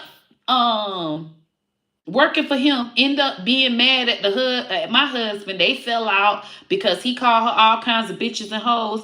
Like I explained to her and showed her that's what he was motherfucking calling me. But I guess she thought that he was gonna treat her different. Anyway, she got her bestie to fuck him, and then her and her bestie fell out, and then she called herself trying to air it out that her bestie fucked my husband. No, bitch, you're the one that made your bestie fuck my husband because you were mad at me. Now that you or your bestie's not talking anymore, you want to tell me about it? Fuck y'all. Anyway, and then the bitch ended up losing her tooth. I'm just letting you know, if you are on me that hard and I'm not even on you, I don't do nothing. I will go to my voodoo ladies. I will go to the voodoo lady on you. I promise you, I will pay the voodoo lady on your ass. And I'll just go on about my life. She been downhill ever since, bitch. Done lost a tooth, lost a husband, lost a house, lost every motherfucking thing, bitch. She ain't got a view ever since, motherfucker. I told her, leave me alone. Leave me alone. When I tell people to leave me alone and they don't leave me alone, I go right to the voodoo lady. And they end up leaving me alone because they be so focused on other stuff. It ain't that. I just tell them to leave me alone. I don't say, oh, I want something to happen to them. I ain't like that. I just say I'm a good person and I want them people to leave me alone. When I see and it always be a folk, I'll be like, oh, I didn't want you to make a tooth. For real, one lady was messing with me so bad, her fucking granddaughter damn near died and drowned and damn near died. For real, bro. My voodoo lady don't play about me at all. She does not play about me because I am genuine. I am so genuine, and it's like I have before I do something to put me to where I got to fight them back or want to do something. I'm going to my voodoo lady, bitch. You ain't finna trick me up off the street. I ain't finna go to jail. Before I do that, I'm going right to the voodoo lady, and you don't need hair or nothing. And then it does not work if you are not a good person. It does not work if you keep messing with somebody. If you truly ain't messing with them, don't think about them, and they still nagging you in a way that is, you know, malicious. If they're being malicious, I see if you know what I'm saying, you just gossiping and blogging, but this was malicious. This woman was trying to just like terrorize my life. She wanted me erased. No. Don't nobody want to terrorize you. Ain't no. Now, bitch might talk about you, but bitch, all of this calling your job or calling other people, like I was doing a show at a club, and she called the club saying don't let her do a show there. Like, that's when I went to my voodoo lady on her. Cause on GDM, that kind of shit'll make me want to kill a bitch. And before I kill you, hoe, and trick myself about these streets, hoe, and come see about you, puss ass hoe, I got to go see my voodoo lady. That bitch lost teeth, tooth. Bitch ain't been the same ever since. Bitch can't shake back. Bitch can't shake back. Yeah. Play with me. Leave me the fuck alone. The last bitch that was fucking with me, she tried to take my page. They trying to mess with my YouTube, trying to mess with all my shit. I ain't even talking about this hoe. Grandbaby damn near died. Her favorite child that she always got on the internet. Leave me the fuck alone. And I ain't want that. Would never wish that. But I'm wondering why she ain't focused on me no more. She could no longer come on my shit no more. She could no longer call my phone no more. She could no longer, baby, you in the hospital. You got to focus on your baby. Could never focus on and ain't fuck with me since. Ain't fuck with me since.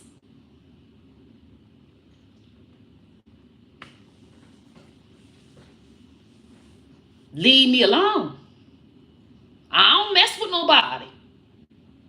So then I go home. After my husband, I beat him up in April. After all, the girl that eventually lost a tooth, but in her prime of messing with me, she got the videos, and every time I go live, the people is talking about where my husband at, and how my husband talking about me, and how I'm a scammer, and what did I scam? But they seen that it affects me when people call me a scammer. Because I pride myself on being genuine and having a good heart. So that thing right there, you know how you can pull a person whole card? Baby, they call me a crackhead, hoe, nasty this, nasty that, stank. As soon as the motherfucker call me a scammer, who I scam? Where? When? So, they knew how they could get to me. So I'm so upset to where I gotta go back home. I have to go home to my mom and dad. I need to go home to my parents. I need to go where I'm loved, where people know that I'm not a scammer. Enough of the world that doesn't know me. I need to go back home. I goes back home. And when I told y'all I couldn't stay there and I had to go to cousin Adrian house because my mom and them got their crackhead problems. Well, it ain't like the crackhead problems ended. I come there and it's the same thing. It's good for a week. Cause I made sure I came with money. So I came, I'm buying them dinner every night. I'm making sure y'all need this. I'm buying blunts, I'm buying weed, I'm buying all kinds of shit. Now I know my money running out, but I know, hey, if I come in buying stuff, once my money run out, they'll know, hey, I'm their daughter and they love me. Shit. Money run out, bitch. You need to turn these lights off. I'm talking about I open the refrigerator. Close that refrigerator. Now this the crackhead stepdaddy now. He's the powder head. Powder heads be irritated by shit. Anyway, so his powder head ass telling me I can't keep my the lights on in the house and this and that. And I wonder why he got such a bad attitude with me. And my mama kind of got an attitude with me too. Now, mind you, I don't know what's going on, but I just blow up. And I never talked back to my parents ever in my life. Never cussed at them. Never tried to fight them. Never was that type of teenager. The utmost respect. But that day, hell no. I cussed their ass from like they was dogs on the street. Bitch, first of all, pussy asshole, you motherfucking dropped out in 7th grade, ho. Fuck ass nigga. Matter of fact, cracker. You was a cracker. A powder head cracker at that, bitch. You motherfucking barely finished high school. If it wasn't for me, you motherfuckers wouldn't even have this house. Pussy asshole, I'm the one got you your job, ho. Took all kinds of motherfucking tests for you to get the motherfucking job you got now, ho. Pussy ass nigga, I had the motherfucking fill out the application online for you to motherfucking get the job you have now, bitch. You powder head bitch. So I can't turn on no lights in here? So y'all done forgot what the fuck I did 10 years ago for you to even have this shit? Oh, I went to throwing everything. Bitch, I was busting there. Bitch, bah! Bitch, all this shit can go. Bitch, I burn this. Bitch, I call the police. We want none of us to live in this motherfucker. If I can't live here, bitch, none of us will. Bitch. You illiterate motherfuckers. So, I went in. They never seen it. Police wasn't called. They went and sat in the motherfucking corner like they were supposed to. And they already knew, bitch. You ain't even got to work. Call the police, bitch, because tomorrow a bitch ain't got to be here, bitch. Do you know how many motherfucking white men that I can motherfucking go fuck right now? Bitch, I got John and motherfucking Texas right now ready to eat my ass, bitch. I was just trying to respect y'all. My first husband, I motherfucking married because he kind of looked like he wasn't that old. But this next one I get, I promise you, he gonna be old as fuck, bitch. Fuck y'all. I mean, I don't need to motherfucking stay here. I'm just trying to motherfucking protect y'all feelings. I'm finna go be with me an old ass white man. How about that, bitch? And did. Only reason why I ain't with these old ass men is because what my mama them gonna say. And I can't even stay here? Fuck y'all. And I bet I live better than you motherfuckers with me a white man, bitch. So, couldn't stay at their house again. That was January. Went to the next day. My niece came and got me and took me to Miami. And I had enough money to get me an Airbnb for 2 weeks. And I was going to Texas to be with my old man, John, which he has a home in Houston, Texas, but he works in Shreveport, and he is the captain of a Shreveport casino boat. So he says, oh, baby, we got a jacuzzi room at the casino that I'm going to get you for 2 months. You can stay there, and we good. And I'm like, that's great, because I had a tour I planned, and I had a show in Dallas, Houston, and Shreveport back to back to back. So I could just go from whenever I'm done with that, go see him in Shreveport. Perfect. So I go to Florida for them 2 weeks. I meet Uncle Andy.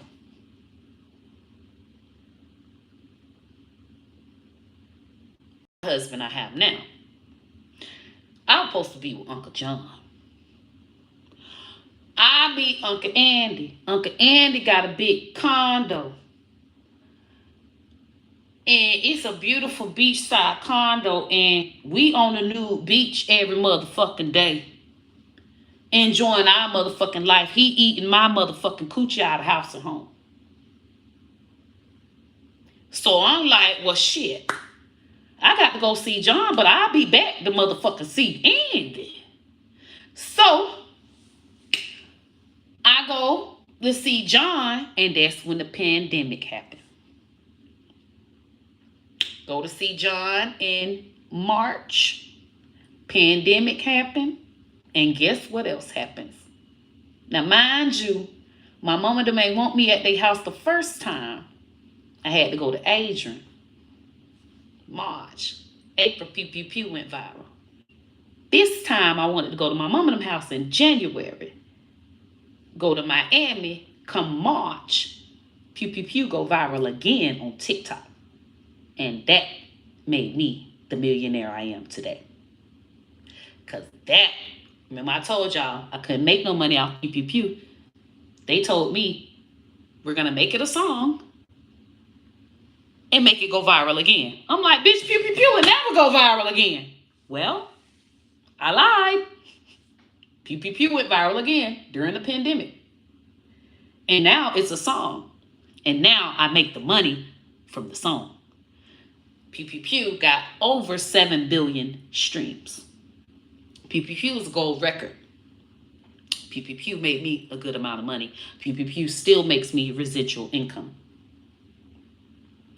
Pew Pew Pew, we get a Pew Pew Pew check just like an SSI check around this motherfucker. You hear me?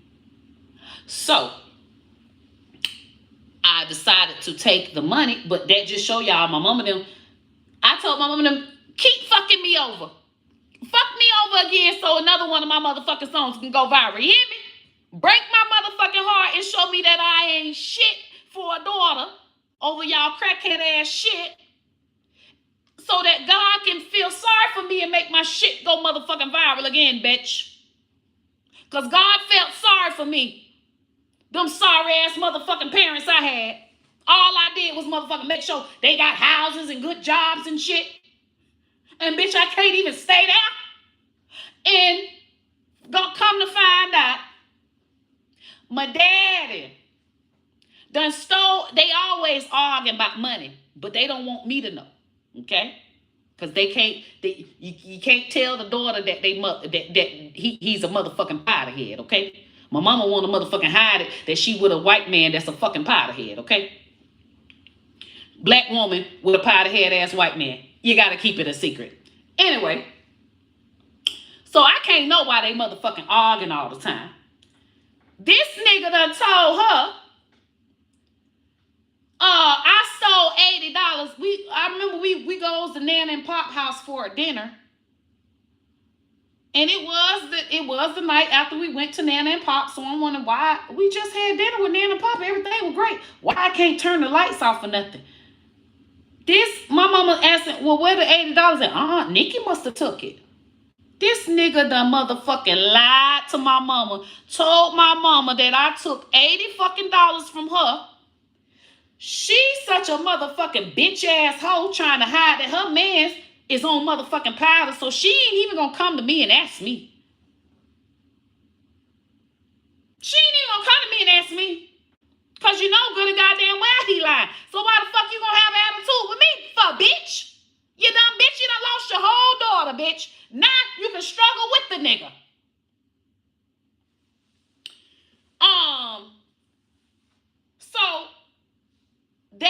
So that day when I told y'all I had custom out and they saying, oh, don't open the refrigerator and all that, they had them been arguing about $80 that he done lied and said I took.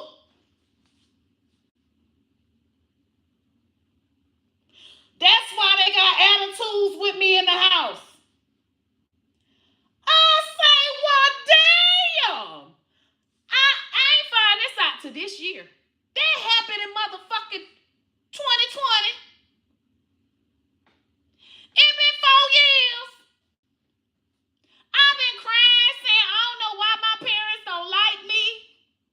They powder heads.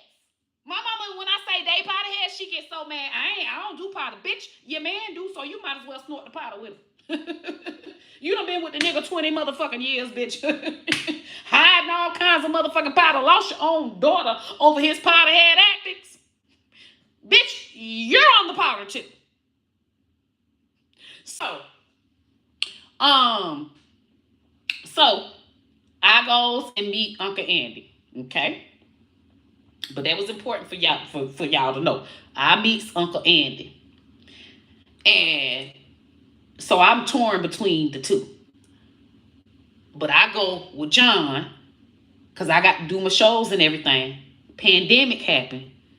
I'm still, John got me 2 months put up in Shreveport at a jacuzzi, in a jacuzzi suite in Shreveport. But I'm like, okay, we lit, pew pew pew going viral, on the TikTok. I'm like, this shit lit. But then everybody saying, well, the world about to shut down. I'm like, damn. Just when I ain't even gonna be able to enjoy the money. Just when I get to become a millionaire, fucking world's gonna end. Just my fucking luck. We all thought the world was gonna end then, so shut the fuck up. We all thought that. So I'm like, well, fuck. I don't want my last days to fucking be without the beach. I need to be in Florida. I need to be at least close to my house. if the whole world is gonna end, I still got my house that I got rented out. So I'm like, I'm gonna go with Andy. So I'm finally answering, hey, how you doing? I've been ignoring his motherfucking calls. Cause I'm like, I ain't even fooling with him. Fuck him. I'm with John. Cause I don't cheat. I can't 2-time. I can't. That's pussy hole shit. That's a pussy hole. Anyway, so I'm ignoring his motherfucking calls, bitch. No. But once I said I need to go back, you know what? Hey, I'm sorry I've been missing your calls. What's going on? I've just been so busy. So I'm thinking I'm gonna come back. Yeah, with this pandemic stuff, we can just go to the beach.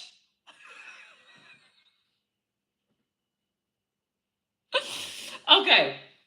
And so I said the hell with John, and I went and was with Uncle Andy. And so Uncle John left.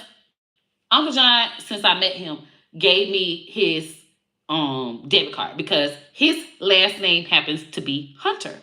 And my last name is Hunter. So it was just so cute when we met. It was like, oh, we're already married. And he was already acting like that, baby. Once John dick didn't work, all John could do was motherfucking eat some coochie. He wasn't into toys or nothing like that. His dick does not even work. It's like, even if you touch it, nothing happens. So his whole thing is like pleasing the woman because his pleasure gets out of pleasing a woman. His dick cannot get hard. You can't. If something happened where he got some kind of surgery and his dick never worked again. I don't fucking know. Either way, no stimulation there.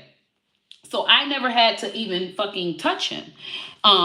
He got all his pleasure out of touching me. And I was like, oh, this is just like being with one of those no-touch dykes. Like, I'm a bootlegger.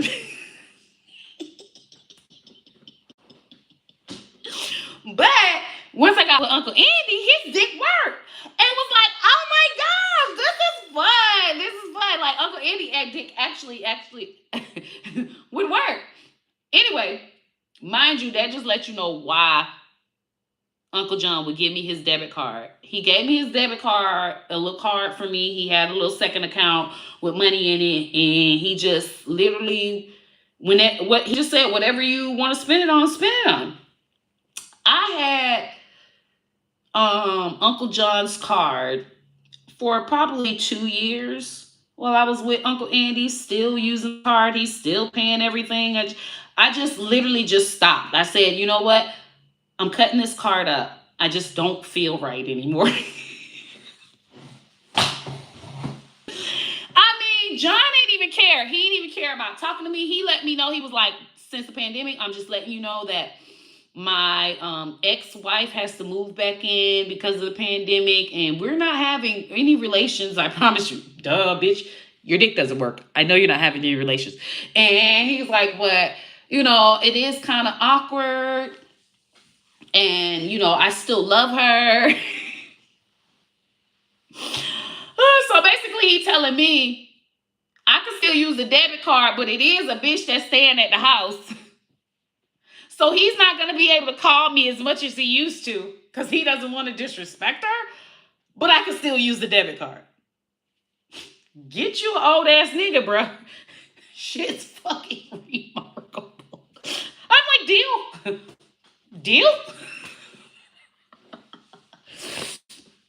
So, I go back with Uncle Andy. And it was all she wrote after that. Like, pew, pew, pew, did its thing. I got my money for pew, pew, pew. And I'm like, okay, what the fuck am I going to do with this money? Because I didn't expect the money. I only expected to just pay and get out of my bankruptcy and it be done. Now, I'm like, fuck. I'm going to sell my house. I went to look how much my house was worth. I'm selling it. Bruh, I bought this for $45. It's selling for $180, and that's because pandemic. Something happened with this pandemic where houses were worth way more. And then Biden, was it? No, it was Trump. Trump was there then, because Biden made everything kind of. We ain't got as much money as we used to have, and housing prices. Anyway, it was Trump. So yeah, because I wasn't mad at Trump. I was like, damn, this why the rich people love Trump. I never liked the Trump until I got all that money. I said, God damn, this nigga, that's that nigga. This that nigga. I totally understand why everybody that got money and up there fuck with Republicans. When you get money, you gonna like them too. I was Democrat when I was broke. Got that money, I say, fuck that. What Trump at? House worth $180, sold my house, and told Uncle Andy, I'm taking this money and I'm taking it up north because I can flip a lot of houses up north. I can own a lot of homes up north. I can be a landlord. Why take $100,000 and put $100,000 down on a $700,000 home so I can tell everybody my song went viral and I live in this beautiful big home and I'm paying $2,500 a month, and look, I'm so famous, and I go over to this place in Miami and I go to this club in LA and I do this and that, and all my motherfucking money is gone. Or I can take $100,000 and I can go and buy 5 homes for $20,000. And people are paying $700 a month to $900 a month for that home. What's 700 times 5? 3,500. I could just take that, put it and make my $3,500 a month, motherfucking month. Why go take and put $100,000 down and have to pay $2,500 a month when I can put $100,000 down and make $3,500 a month?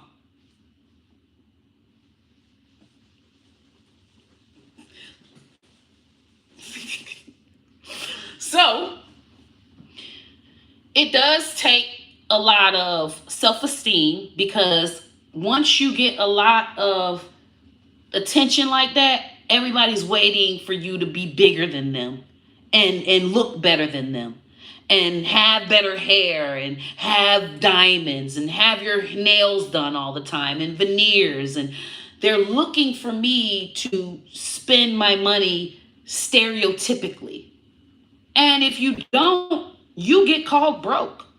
You get called fell off. You get called, oh, bitch, you did all of that and you still didn't make it. Like, you're going to get all of that because you're not doing the stereotypical things like being on Wild and Out and doing different skits with bigger comedians, signing with the agency, paying an agency $5 to $1,000 a month to get you Breakfast Club and get you on Jimmy Kimmel and get you on the Shade Room and get you interviews with all these different Say Cheese and DJ Smalls and all of these big bloggers. All of that is not free. They're not sitting with these people because they like them. You have to pay. Period. Period. No one likes Meg the Stallion. They like Meg the Stallion's agency's money. Nobody likes Nicki Minaj. They like Nicki Minaj's agency's money. Well, that's kind of different because she's kind of up there now, and I'm sure Kai Cenat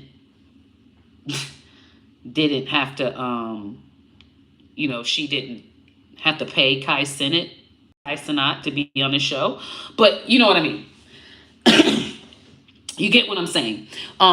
Agencies and front cover magazines. You know who the real big stars are, that they do it to help the magazine, and then you know the people that do it and they had to pay. Okay. Yeah, Kai Cenat. So it's basically paid. And when I found that out, it was just like, I don't want to spend my money so that people say that I'm a star. Because that's basically all it is. You don't get money from it. People don't fan you because you're a star. Just because you've seen me on the Breakfast Club doesn't mean you're going to buy all my records. We see that it has not happened. All these artists that are going on the Breakfast Club, all these artists that get posted every day by the Shade Room, they get posted by Hollywood Unlocked, On Site. The YouTube bloggers are talking about everything that they're doing, who they're breaking up with. That is not selling records. And I looked at their record sales. They have millions and millions of views and followers, and they get 10K record sales. That means 10,000 people paid $5.99 for your CD.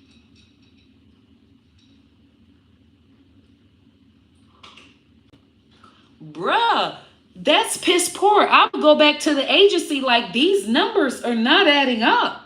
But the agency is paying for followers. They're paying for likes. They're paying for views. They're telling you you're great because they want you to keep paying that $1,000 a month or $1,500 or $2,000 a month to have them promote you. So that's how the industry works. So that's why I just refuse the whole jargon of that. And so I took my money and I said, you know what?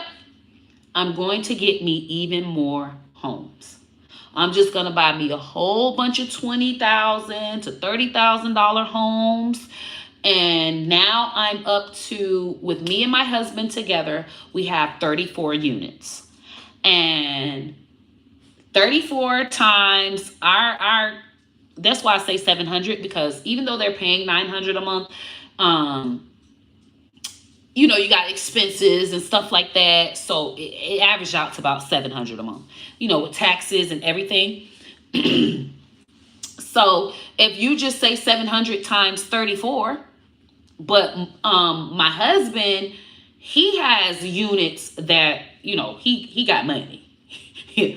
My cheap ass was only able to buy like little $20,000 homes in Toledo, Detroit, Youngstown, Ohio, I forgot the one in Pennsylvania, Sharon, Pennsylvania, Flint, Michigan. Just, y'all already know, it's St. Louis, East St. Louis, just naming all of mine. Mine are all mine in the motherfucking ghetto, but I have tenants that are either Social Security or disabled tenants, and they get their check and they pay their motherfucking rent. Now, my husband, he has units in Manhattan. Like, my profit is like $700 a month. His profit be like $1,700 a motherfucking month. So, I would just say just my units. I make probably a good 14,000 a month from my units, and he makes a good 40 from his. So together we make a good amount of money monthly, and we don't spend our money on fucking nothing. We are not, I don't care about hair, I don't care about nails, and it feels so good. I don't spend my money on nothing. I have a little raggedy car out there. It's raggedy as shit. And I refuse to get a new car because I don't even know what car I want. Like, I can get me a little fancy BMW. I used to be into that. It's not that I like to see the money in my account. I don't care. I'm not spending the money. I'm going to go on Shein and buy me a fucking $2 dress. I refuse to spend $200 on a motherfucking piece of clothing. That's in fucking sane. But I used to. That used to be me. All day the fuck long. And I guess I was just immature. But it just feels so good to be able to make the money now, and I don't even spend it on nothing. And I love the fact that I just look broke. I don't even want to look like I got money. I like looking broke. I like when people say, "You're broke." I am. I am, because I am not stereotypical rich. I will never be. I'm not ever going to do that. I'm just not doing it. It's not in me. I've learned. Something clicked in my head, and I'm just mature. So I want to just share that with everybody. And if I could just keep sharing that and letting y'all know, like, that shit is not what it is. What I did with my money, I knew that I could not stay in Florida because it was too much money. It was too high. Uncle Andy owned his condo outright, and he bought it for $112,000 2 years before we met. So it had to been 6 years when he sold it. That bitch was worth $488.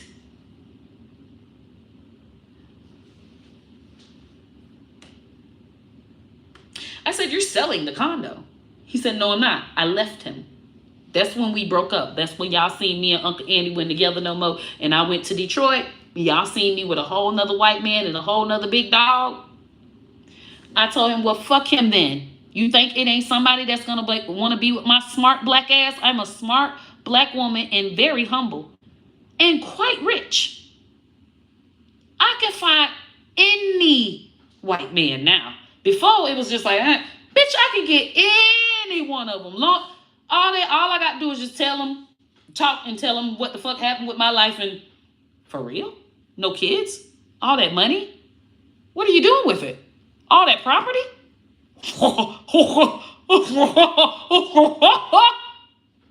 They're marrying me. Any man will marry me. I am a perfect catch. Period. So he seen that, and his ass came back to motherfucking Detroit, begging me back. And of course, I love my Andy, so I went back with him. But before that, I had to leave his ass. And so when he came back, I was like, okay, you need to sell the condo. And we're getting, because we couldn't even rent the condo out because it was too much. Like, they went from charging $400 for the HOA to $900 for the HOA. So if he rented it out back when it was $400 for the HOA, and we rented out I think that those condos rent out for like 2,200. So 2,200 minus 4, okay. But we still got to pay taxes and all of that. So we probably would have been making like 800 profit. Bitch, with that 900, that would have been 400 profit. Bitch, I make more than 400 profit off my raggedy ass Toledo houses. We don't need to keep this condo. Condo had to go. It costs way too much money to keep that condo. We had to fix all kinds of shit. They have assessments where they have it where, okay, you have to pay, you got to fork out 15 grand because they're fixing the AC. We're sending out a thing. We're fixing the AC and upgrading it. Every resident needs to pay 15 grand. Who the fuck got 15 grand? We do, but we're not fucking paying that shit. We don't need the fucking condo. It's gone. So I had to look for a place that had a beach and was not too expensive. So I literally Googled cheapest beach towns in America. And it was Bay St. Louis, Mississippi, which is where we are now. Corpus Christi, Texas. Port Arthur, Texas. And another town, New Bern or something like that in North Carolina. Ain't no more. The rest of them, I mean, the list is so small. The rest of them, baby, to have a home by the beach, a 2-bedroom home by the beach gonna cost you $400,000. So let alone a 5-bedroom, you're looking at $4 million. So I say I can't be in Florida. I can't be in Cali. I got to find, and I found Bay St. Louis, Mississippi, on the coast, on the Gulf Coast. And they have casinos, and it's one of the only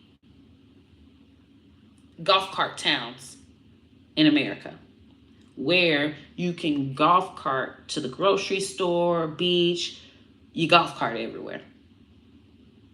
So cool. So cool.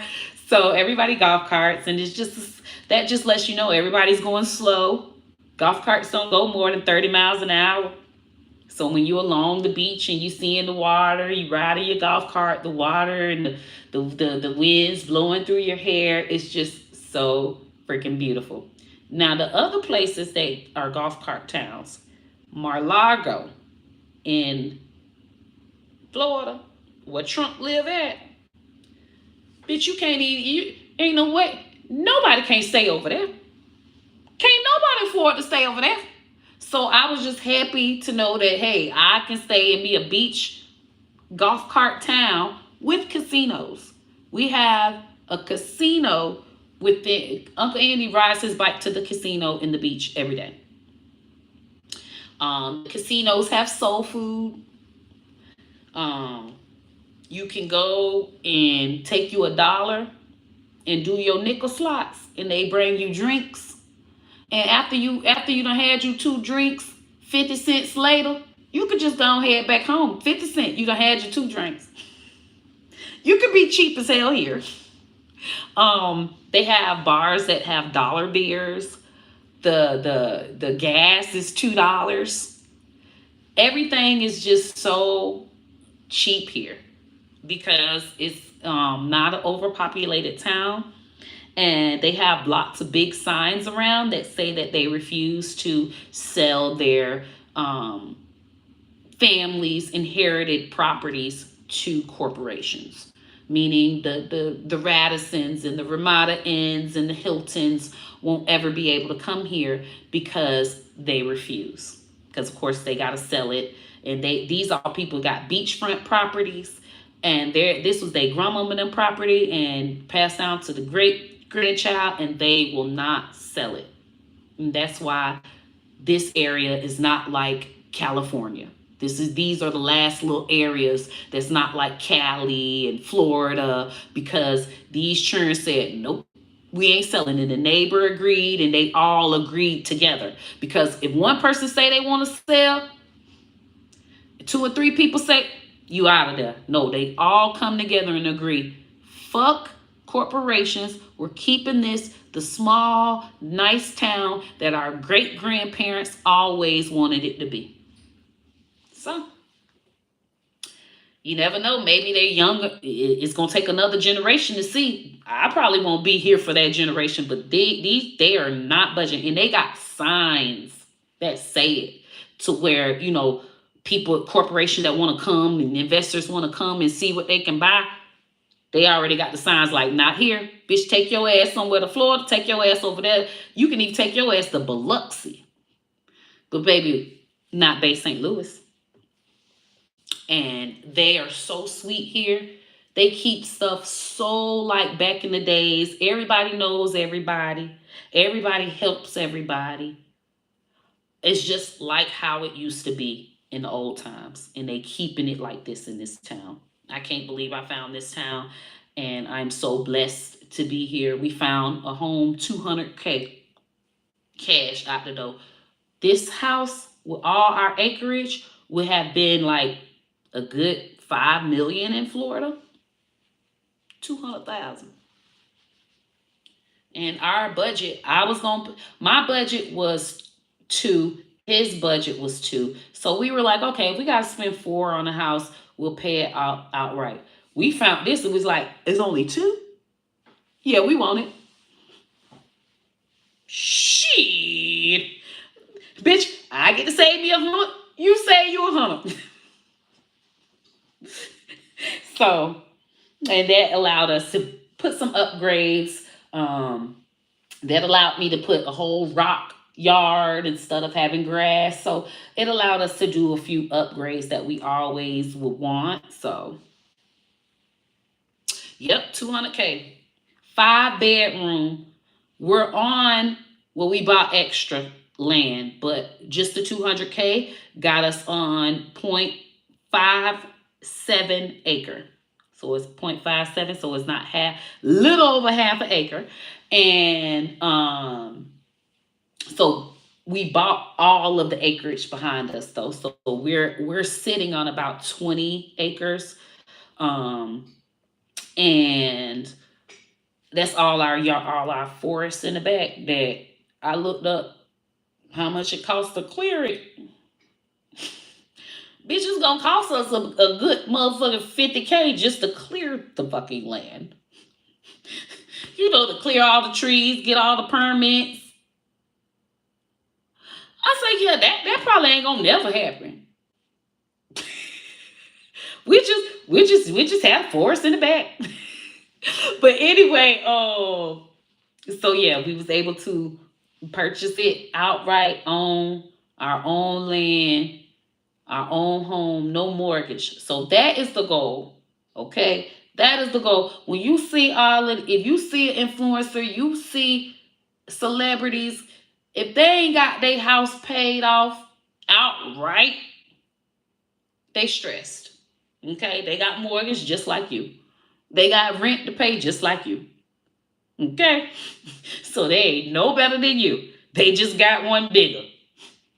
So, because the goal is to have your stuff paid off and be able to have that land waiting for your churn. Pay that off, have that. That's your churn stuff. This is for my grandkids. That's why I say I ain't got to clear that in the back. Child, once we pass on and the money that come from my insurance, them grandchildren to be able to clear that in the back, build what they want to build, and they good. This is what you do it for, so that your children ain't got to worry about shit when you gone. You got to set this shit up for these children. You been fucking? And we so poor and all of that shit, bitch. You could have got you right now, everybody, especially if you got you somebody small, either a grandchild, you can get a $600 piece of property. Do you know by the time that child is motherfucking 18, what that property gonna be worth? Period. You can buy some property and that property gonna be worth way more when that child get up in age. Now you done set the child up, even if the child don't live there, even if the child sells it, and they take that money and put it down on them a house. This is what you got to do. Set them churn up. Set them churn up, man. Set them churn up. You know exactly what to do. It's just looking it up and being determined and saying, you know what, I'm going to make sure my churn them got them some land. And they got it where it's land that you can tax land. You can buy $50 land, $100 land. You stand in the tax line. People ain't paid their taxes. All you got to do is pay the tax back what they owe. That's your damn house. That's your damn land. Even if the house raggedy as fuck. Get it. Don't do shit to it. Put it in Lil Rob name. And when Lil Rob get 18, Lil Rob gonna sell the bitch. And do you know how much that motherfucker gonna be worth in 18 fucking years? The dustiest, most ugliest, most ran downest properties still go up. Okay? That's why it's important for us to have our own land and start a land. Anything you can buy, whether it's raggedy, is hell. Save it for them churn because the price goes up. All you got to do is pay taxes on taxes. Don't be nothing on a ragged ass house, especially in the hood. $17 a year for tax. You can't pay $17 a year for 18 years so that in 18 years, your 18-year-old motherfucking child, grandchild, nephew, somebody can have that motherfucking cash in. This is Rubiana. I love her. She's in love with me. All she want to do is just be on me.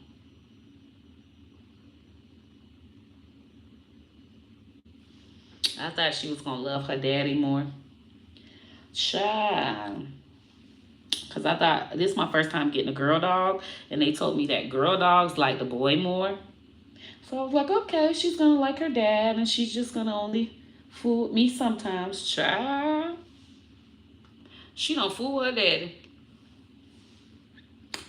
She want to be with me all the time, every day, all day. She'll hang out with him only if I'm upstairs and not studying her because she is scared to walk up the stairs.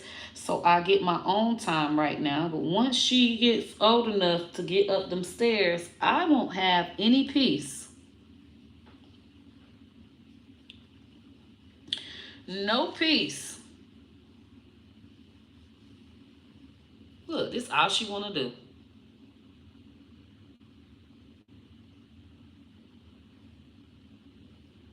And look how she making me. She want my hand to rub her.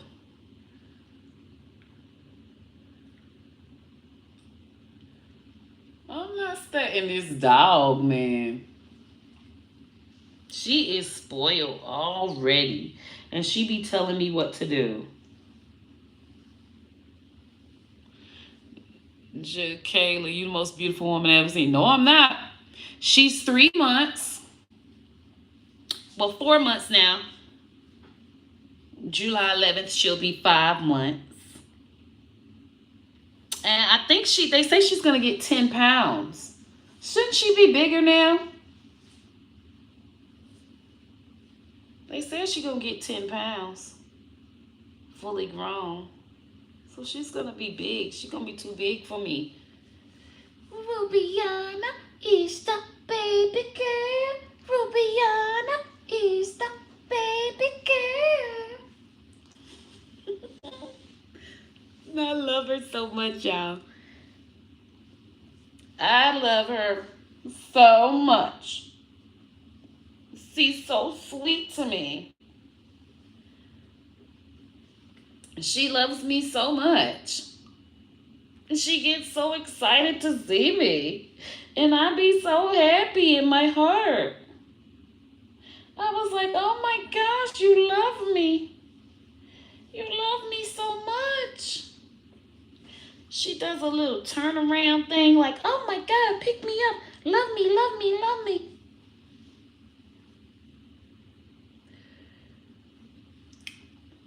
You ready for your treat? You ready for your treat? Ruby's gonna get a treat. Ooh, Ruby gonna get a treat.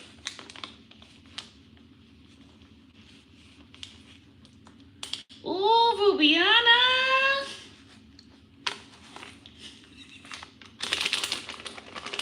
Ooh, Ruby's gonna get a treat. Ooh, Ruby. Ooh, Ruby's gonna get a treat. Ooh, Ruby.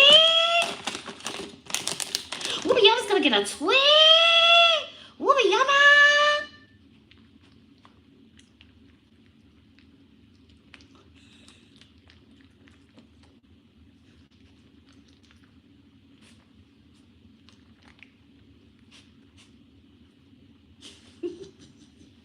Get down.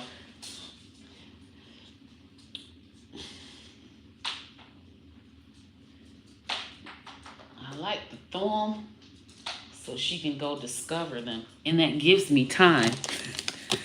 That gives me time on my own. Ain't this a piece? Cause I got to be careful. Oh, Rubiana was eating my weed. Your girl was great. Thank you. You black or white? Me? I was talking white just now. Because I do. I got a convincing white voice, y'all. I must say. I worked on that thing for years, baby. I got me a good old little white voice. Hey, Steven. Skippity toilet. You know what? Oh, the crazy people here that be having crazy comments.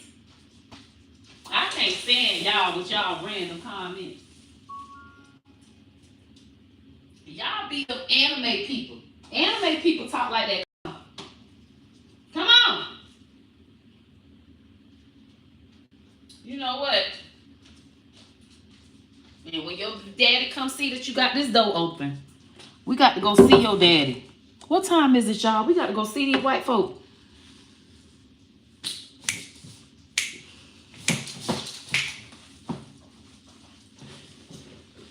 It's a shame. I am so black. Cause baby, that ass got to twerk. You hear me? For no reason, like I was just thinking, like, where's my other cell phone at? I don't know where it's at. But I thought twerking was gonna help me figure it out. It didn't. And I'm probably gonna twerk again to see if it'll come to mind.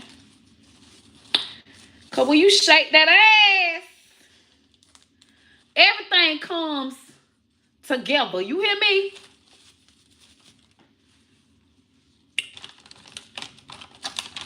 Is somebody auntie looking fine? Y'all like my auntie wig? I had wet it early. It was looking cute when it was wet. That bitch look crusty now. Oh well. Nah, but it was cute. I had that bitch wet. It was looking like the little wet look. Like. And I had me some, I need some mousse. But see, I'm so cheap that I got leave-in conditioner. And I said, I'm not buying mousse until this leave-in conditioner goes.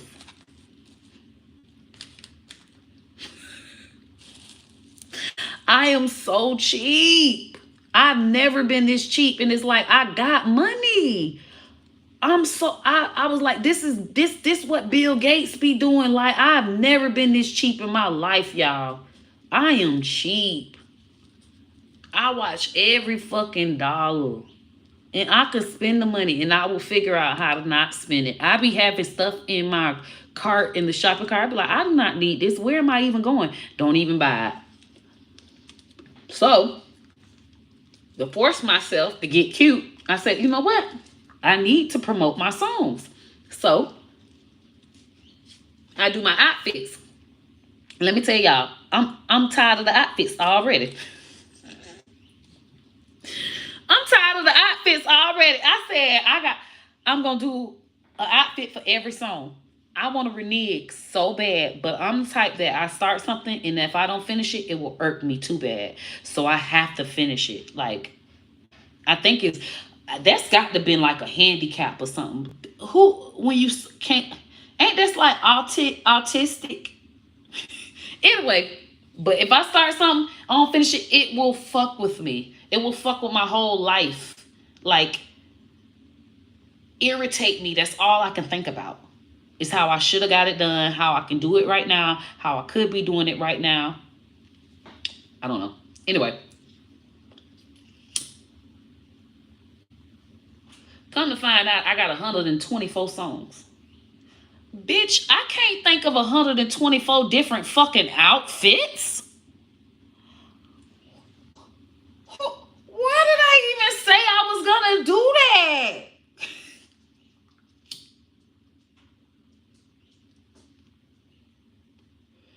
Like, dude, but last year I did all bathing suits for my birthday. And I could just do bathing suits for my songs. So I found 52 bathing suits. And I've already did like 20 looks already. I got 10 more looks and just waiting.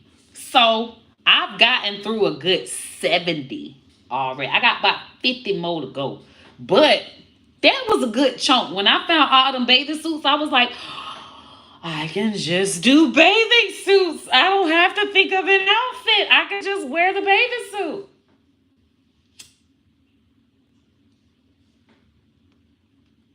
You look like a serial killer from the 70s. Fuck you.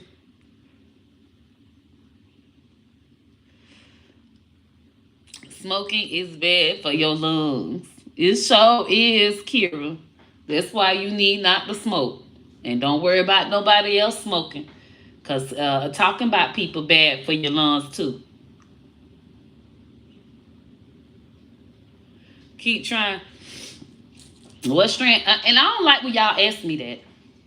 What strand? How I know?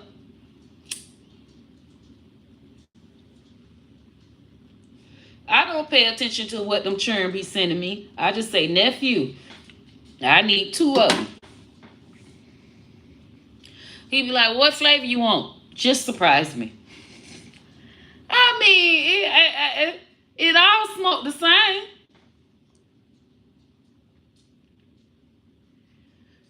Nope. I know it ain't no Babbage. My nephew know that I don't want no. It's got to be. Oh, and I don't do za. I say don't give me no za. I almost overdose. And you can't even overdose on weed. My mouth was so dry. My head was spinning. I hadn't got hot. I was coughing. Some heat got into my neck. I can feel the heat from the za. I don't like Zaza. I don't know what's wrong with y'all kids. Y'all kids smoke too much. Y'all smoke too much and y'all ain't got enough stress. That's why when y'all smoke, y'all don't get high and it don't relieve y'all. You ain't got no bills. You ain't got no reason to be smoking no weed.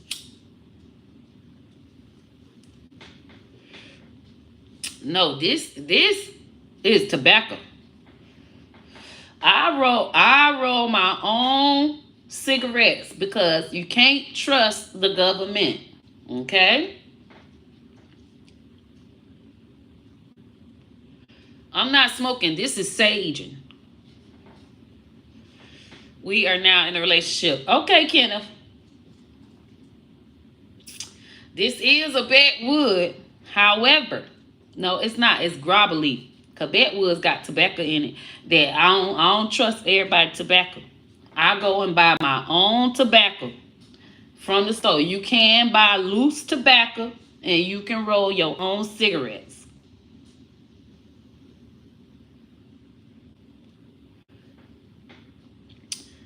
Hey, Carla Skincare. You couldn't handle it, Kenneth. I ain't never had no luck with a Kenneth. I ain't never had luck with a Kenneth. I had a Kenneth one time. Now, let me see if I hunched any Kennies. Damn. I ain't never get to give Kenneth no coochie. Kenneth Little. I remember him.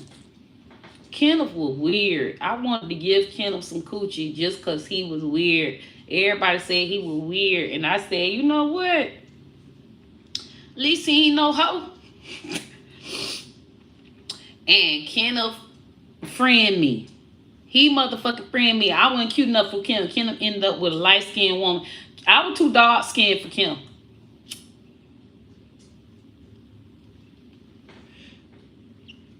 And then it was another one, Calvin. Kenneths and Calvins, they don't fool with me. Zeus, I don't know what you talking about weed for. Grace smoke weed every day. That's not good. Smoking weed. Just get you some tobacco. Smoke you some cigarettes. Like your lips. That crust is getting to me.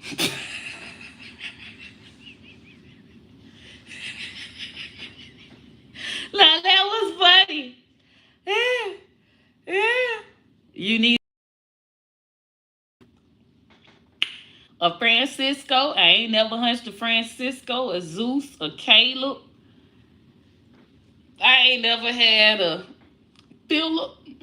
I ain't never had a Philip. That's common now. Now how the hell I ain't never get a Phil? I ain't never had a Philip. Mikey. Oh, them mics, man. I done had probably 4 mics. Sammy, I ain't had no Sammy. Wait a minute. I did have a Sam. Mr. Sam, that paint. I gave Mr. Sam some coochie so he can paint my motherfucking house. Inside and out. He painted that bitch good, too. I sure did give Mr. Sam some coochie. Let's see. Soul Hill. I don't know about those Soul Hill. Sammy, you in there? I had a Mr. Sam. Mr. Sam worked for the city. He had a good job. I think he worked on boats. He had a good job. Had to wake up early in the morning. And he kept his house so clean. Ooh, I remember his bed was so comfortable. That's what I was like, I'm through with these young niggas. Mr. Sam helped me really go to older niggas. For real. It was so comfortable in there. One thing about a dude, when a dude got his own place, and he done had his own place consistently years, this what he do? He do all his cooking, cleaning, everything for himself. Boy, that's some good sleep you gonna get in that bed, man. Because he gonna buy a good-ass bed. He gonna buy one that real comfort. He gonna buy good-ass comforters. Them bitches cost money. Yeah, you read that. You my age range, Kenneth. 50 plus. I used to say 40 plus, but too many of them 40-year-olds ain't had their life together. And make it clap for Jesus. Well, who made it clap for Jesus? Because I sure didn't. Yes, Oscar, good pillows. I want to call him right now and say, well, where you got them pillows from? So comfortable. Y'all go to the department stores. Us women, we go to the department store and we don't get that kind of stuff till we married and we put it on our husband credit card. I'm telling you now. We going to Walmart getting them thin ass comforter sets. $20 for a bed and a bag. It's a goddamn fool. We got a queen size, but we still trying to make it fit.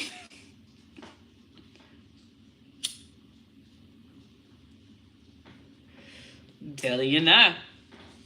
Older men got the most comfortablest rooms and homes ever. He got his own place. Cook. Oh my God. He gonna cook so good for you, clean up. Are you like, oh, I do this? No, I got it. Cause there's certain ways he want his dishes. There's certain ways he put it up.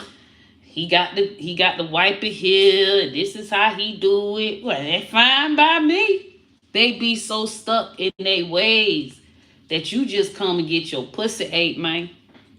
You just come get your motherfucker pussy ate. Let you leave a few drawers there. He'll clean them. He fold them up. I ain't never known my drawers can fold till a man wash them.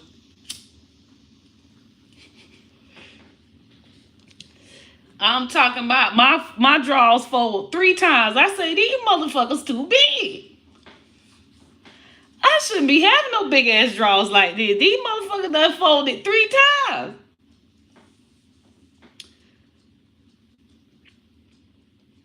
Advice to young men that want to hold a woman down like me. You got to be focused on your money. Long as you work, you good. It ain't even about how much you make. I got the money. You faithful, I take care of all your children. Help you out, pay your child support. I done did all of that. I done had my time with black men. Now hold on now, y'all. Don't make it seem like I just switched to the old white men and never helped the black man now. Now I done first of all, a lot of y'all be having problems with them children. Okay? With your child support, getting your license back. I'm telling you now, I'm gonna get them license back. I'm gonna pay the whole thing. Shit costs, $7,000. Get my license and then I can get a job. Oh hell no, I'm paying that. But now you can't cheat, bro. You cannot cheat, bro. No matter how tantalizing it get. I'm gonna help you get a car. I got the credit. I'm getting the car in my name and yours. Help you build your credit. But you can't have bitches riding in the car. You can't do that. Y'all too weak to that temptation. Big booty bitch look at you and say, oh, I don't give a fuck about your girlfriend. And you go not give a fuck about me either. Tell me, it done happen. These is real shit that done happen to me. I got with a man. Well, the first boy I got with, he just didn't want to go to work. Okay. Got with him. Paid his license off. Made sure he got a car. Helped him save his money. Made sure I ain't asked for no hairdos or nails. Made sure when it's time to eat, I paid for the food so that he could save his money up. Get his license in a car. He got the license in a car to get a job. He go to work first 3 months. After that, he half don't want to go to work. He half don't want to clock in and clock out. He done got fired. I had to fire him too. No, I did not pay all this money for your license for you not to go to work. Then the next one, this one he want to be a drug dealer, but he had some good ass dick. Baby, that dick was good. I knew I shouldn't have been with him. He wasn't no fucking good for me. But that dick was good. I'm talking about he was strong too. He came from a long line of boxers. His brothers and cousins and all of them muscular, dark skin, and can box. Can beat niggas up. He had a cousin, a professional boxer. Baby, they can beat niggas down. So that let you know he was bench pressing my motherfucker. He was bench pressing my ass. Baby, putting me in the air. Old ass man is he too brittle. He can't motherfucking have me all up in the air. Nigga done had about 4 shoulder surgeries. So that's the downside. So them young ones, I took the chance, knowing good and well I'm gonna get motherfucking cheated on, okay? But he did good.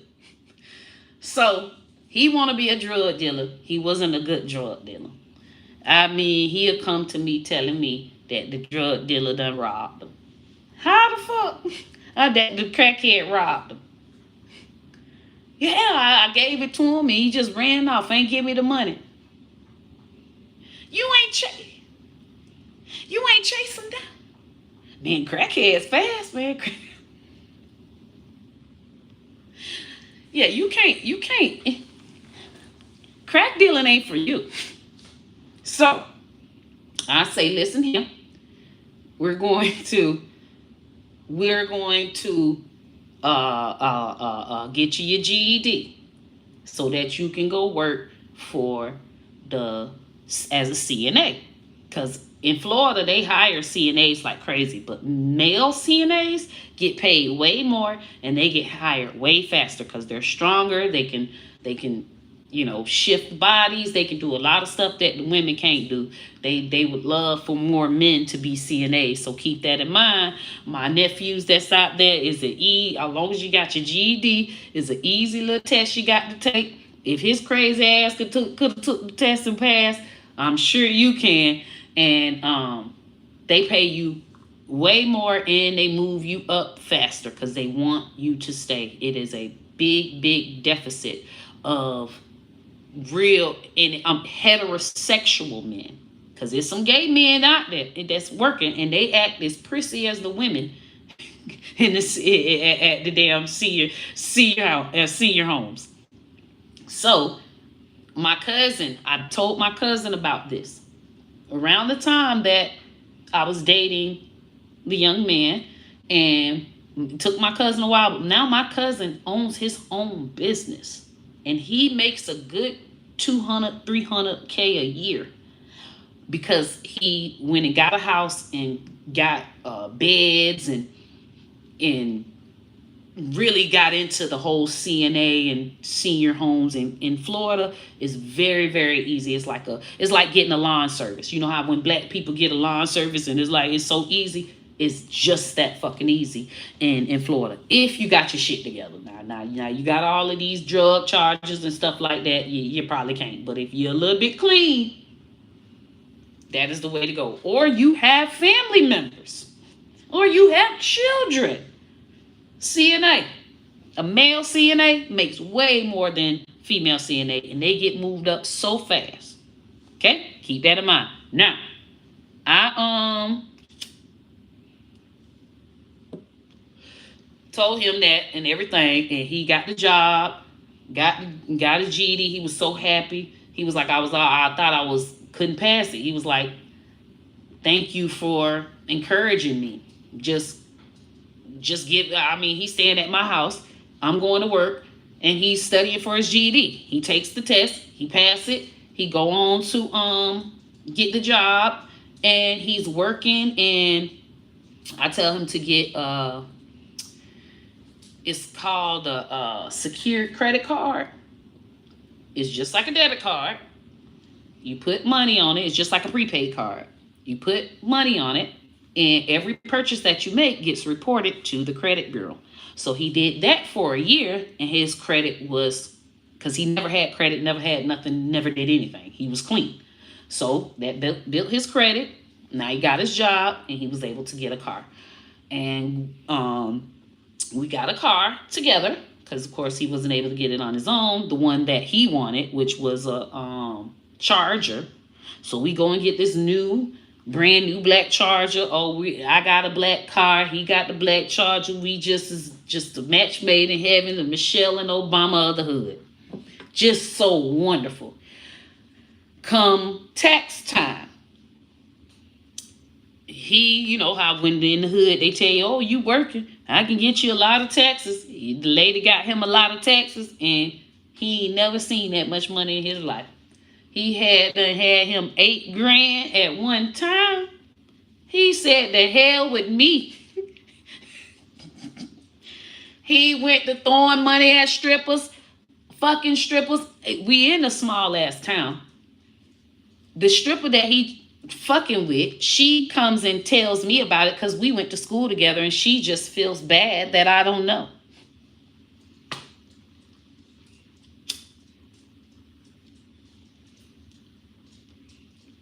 You dumb motherfucker. You could have picked any motherfucking stripper in there. You had to pick my goddamn high school mate. My goddamn schoolmate, you dumb bitch.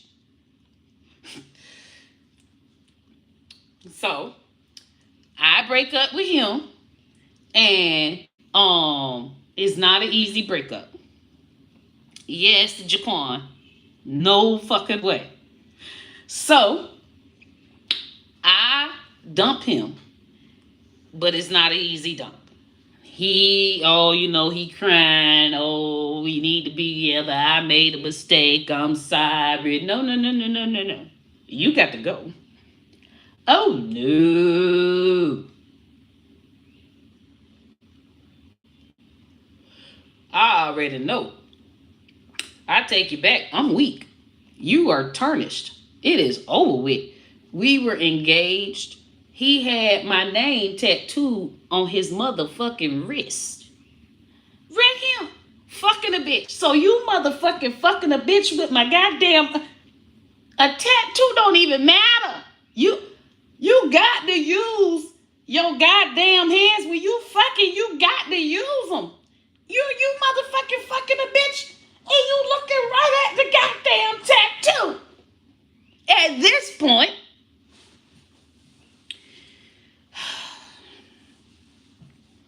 he won't.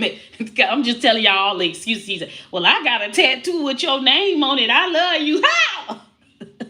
That ain't stop you from motherfucking fucking the bitch.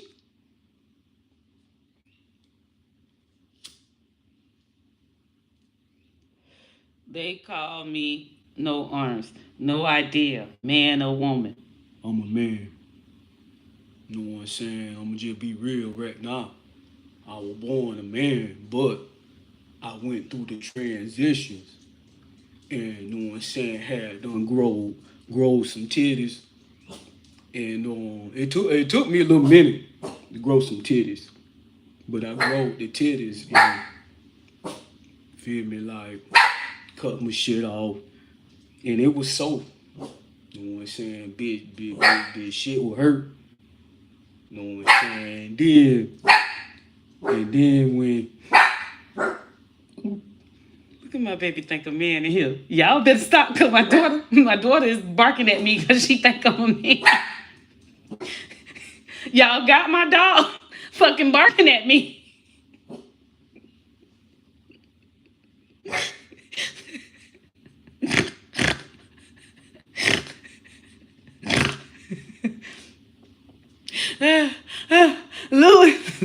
Louis, y'all, I'm wondering what my dog barking at. She looking at me like, bitch, I'm finna bite your ass.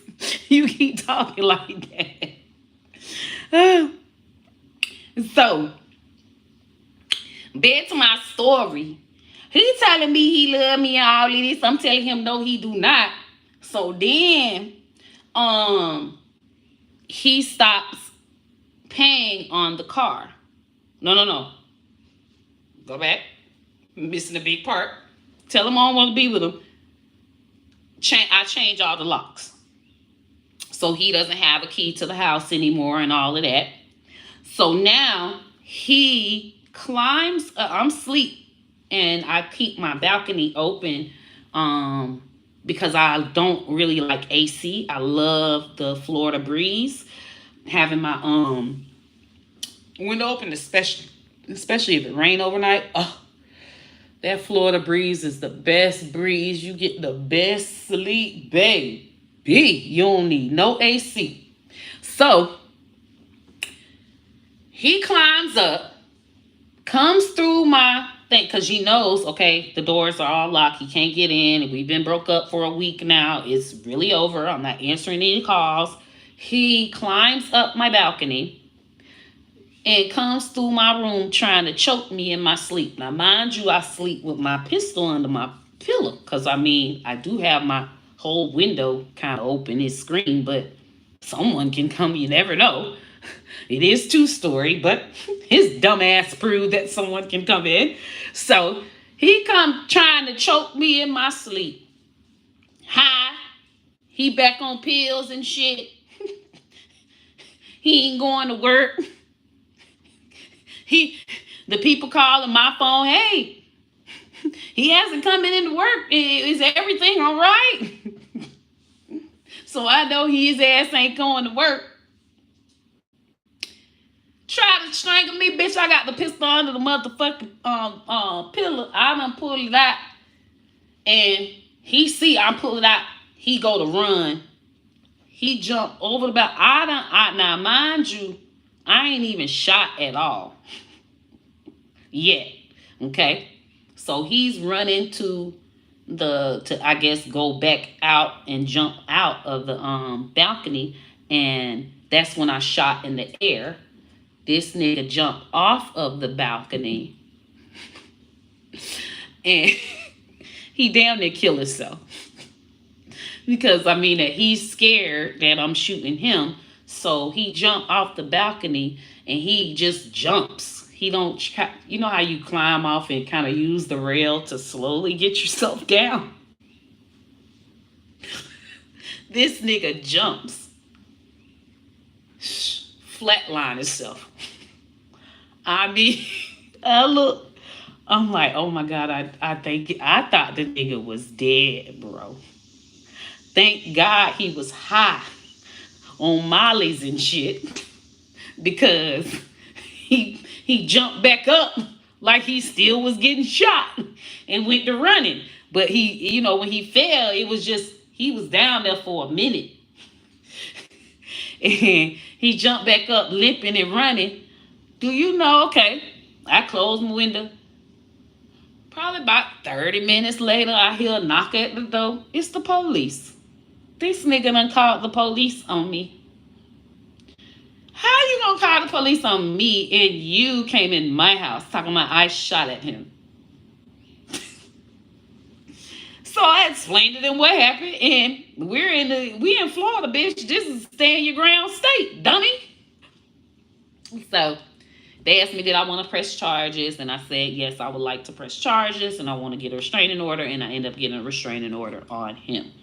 So once I got the restraining order, that's when he stopped paying for the car and really just trying to be a nuisance. And so one thing about me, this coochie stays kept. I don't cheat. And I said, I don't even know why bitches be cheating, because like, if you that bitch, as soon as you single, you're not going to be single anymore. Like, I've never been single for more than a good 3 months in my whole entire fucking life. Because a bitch, niggas is going to be on you. They gonna be on your body.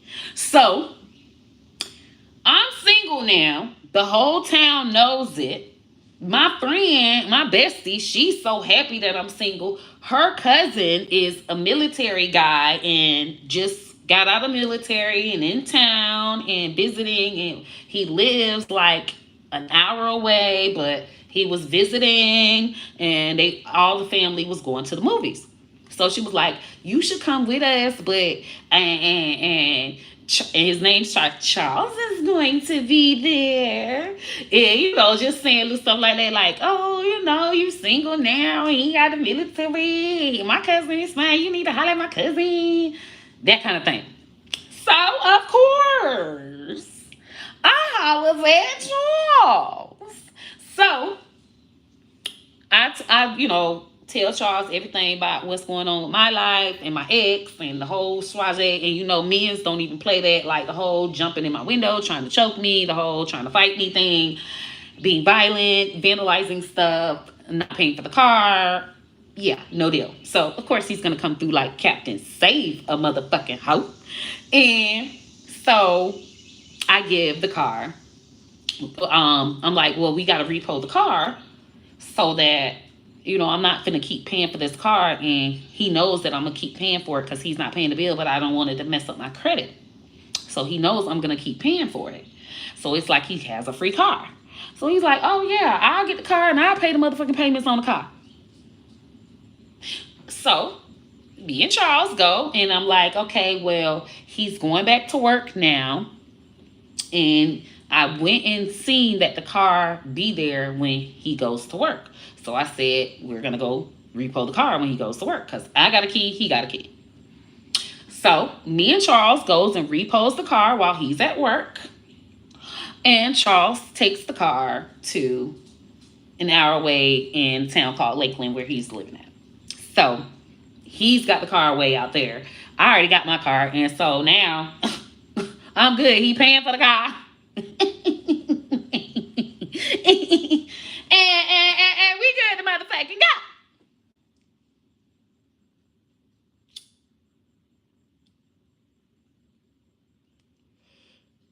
She doing the Louis Charles right on King David Lamron on Philly Bus.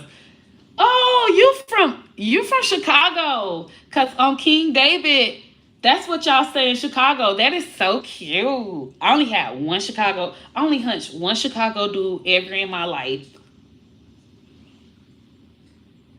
Look at, and I'm sad because it's over for my coochie now. But I'm old. Can't do no more exploring. Whatever dicks I got, it's written in stone now. But oh my gosh, y'all, is so fine. Like the new ones he was a GD, and it was like, I was 17. I was in my teens. So 15 years ago. So, all of this on King David and all of this stuff, not for 63rd and all of this mess that y'all talk. It's so cute. You guys are so cute. Just one beans. Just one beans. High mileage coochie. I tell you that written now. And I thought my coochie mileage was high. I be thinking about all the things I missed out on. Like I ain't never see. And that's why, and that's why I should have been more of a hoe. See? Saving my coochie for no reason. What was the other story? Okay, so Charles gets the car, and Charles starts being weird as well. The reason why me and Charles didn't work out is because he was doing like these. Any man that don't want to work, he didn't want to work either. He just wanted to live off his military checks, and he didn't want to get no extra job. And he was just being all weird about working and everything. But he always want to talk about God and what we need to be doing for God. But baby, you need to either go be a preacher and make some money, or you need to go to work. So although he could still pay for the payments on the car, it's still like, if we wanted to be together with each other, um, he didn't have the ambition. And there's a difference between having ambition and getting over on me, because I always was the breadwinner. Um, I've always made a good 60, 80K a year from my jobs. So it was very hard finding a black man that was making the same thing, that um, could deal with me being a ghetto bitch. Now, there's plenty that were making that kind of money, but dealing with a ghetto, weed smoking, loud bitch like me, yeah. Good luck with that, bitch. Good luck with that, sister. You're gonna end up with a motherfucking drug dealing, call a bitch calling nigga. That's what you're gonna end up with. So, whatever. Didn't work out with him, and so I was like, you know what? I'm just gonna just not date at all. And then I got with yeah, because it was him. Oh, it took a minute to get with my one guy, but because it was drama. It's always drama. This is literally what pushed me from black men. I'm telling you, after Charles came Lonzo, and he was wonderful, but he was a cheater. He bought me a dog.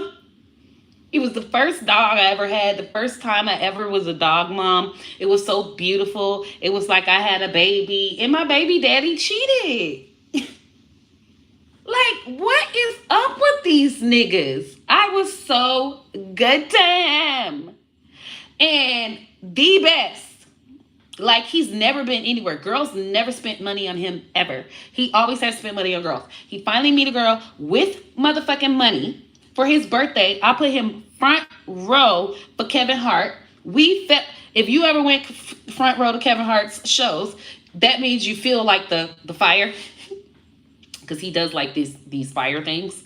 And you can feel the fire. Like, literally, a piece of my hair weave burnt. Okay?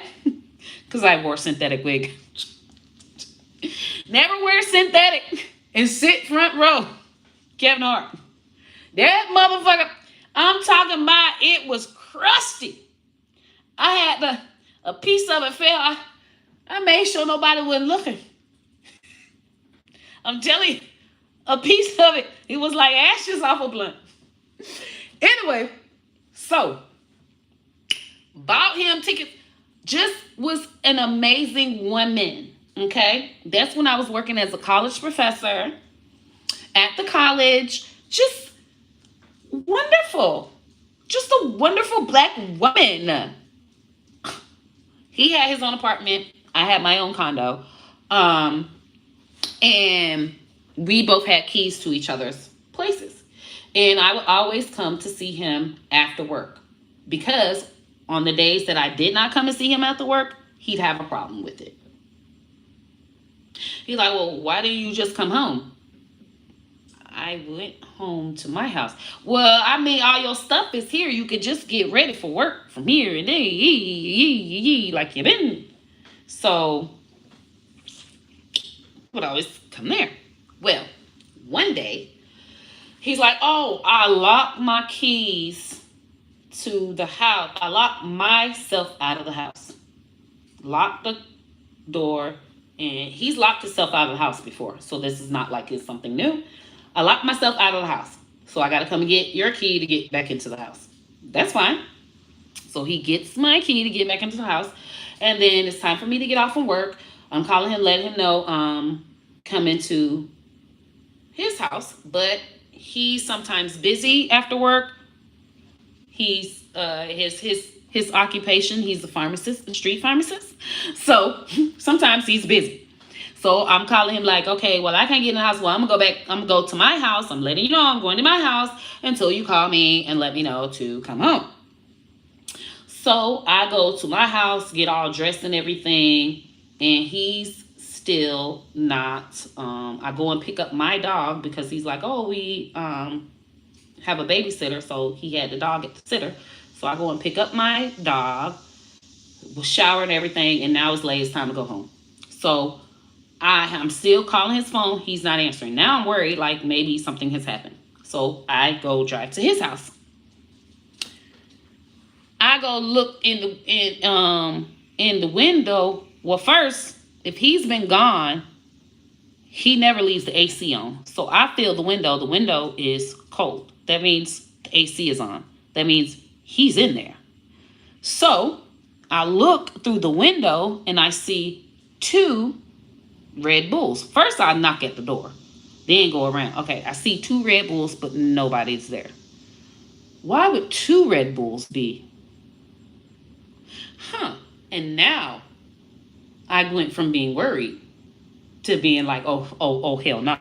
So I take the jack from my car and I bust the window, crawl through the window, and his room door is locked. He never has his room door closed, let alone locked. So obviously he's in there because the second Red Bull has lip gloss on it. So, of course, he knows I stay strapped, and I was strapped because I'm not going to go through the window without being strapped. I don't know what's on the other side of the fucking house. Inside the window. So, at this point, clearly you're cheating. So, I just knock, like, with the pistol at the door. And I'm like, dude, you really tried me, bro. I said, bro, all I'm saying is do not call me. Do not explain nothing to me because it's just going to piss me off. And I swear to God, I'm going to blow your fucking brains out. Do not call me. Do not say shit to me. Nothing. This is it. This is your savior. Because I'm going to go ahead about my life and you go ahead about yours. And of course, he's probably like, as I was leaving out, I seen a whole bunch of police rushing, but I ain't know, I'm not thinking they're going to his house, but obviously I bust the window, so a neighbor called, said somebody was breaking in, and they rushed his house. And so he calls me like an hour after I get home. Man, you bust my window? Man, the police came out to my house. I could have went to jail. Dude, I told you not to call me. I told you not to call me.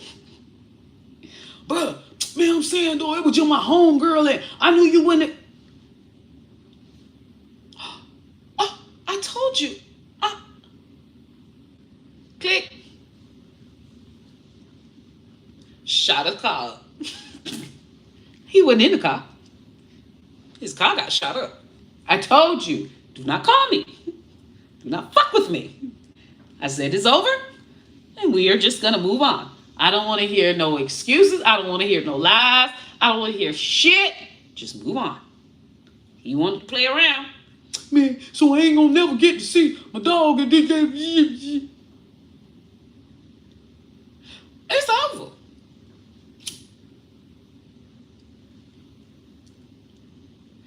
It's over for you, buddy. I never go back. Once you cheat, once it's over, I never go back. I'm not a double backer at all. If you cheat, I ain't going back. Now, if we break up because of some other shit, differences, we work it back out. Hey. But cheating, that's a deal breaker. Never will I ever go. Yeah, well, it's over with. Done. Sorry. You are contaminated. You're a zombie. So, that was him. And then I go and be with, I start dating my weed man. And he wants to say, oh yeah, you were fucking the weed man all along. I wasn't. I wasn't fucking my weed man. I wasn't even studying him. First of all, he was my cousin's friend. I never fuck my cousin's friends because I hate my fucking cousins and I don't want them talking about what my pussy is doing. I don't want them in the motherfucking circle saying what the fuck's going on with my fucking pussy. So I don't fuck my fucking cousin's friends. But it just happened that way because you broke my fucking heart. So anyway, I end up fucking my weed man. And we end up being together for years. And then, now mind you, in between that, well, right before that, I was fucking with a young boy. So after Charles, I wanted to skip that, the Jack Boy part. But I was fucking this young boy named Jack Boy. And I should have never been fucking that young boy. And I was treating him so good. I was treating him so good. I was treating him so good. And the young boy did, he fell in love. He did. Yeah, I treated him good. He fell in love. So, any man that I be with, he tortured them. Okay. So I get with the Lonzo guy and he goes to jail. So he doesn't start torturing the Lonzo guy until he gets out of jail. So now I'm going to go be with somebody else and he's torturing the Lonzo guy. So, oh, it's very funny. Okay, so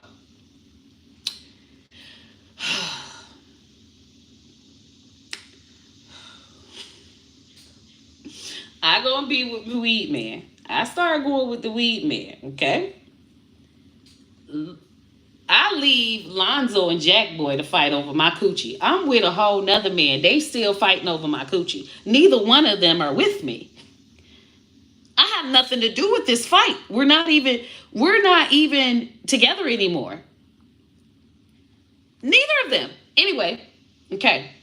Jack Boy has a baby mama, okay? Lonzo decides to get Jack Boy's baby mama pregnant. I'm with the weed man in a whole nother relationship. They're still battling.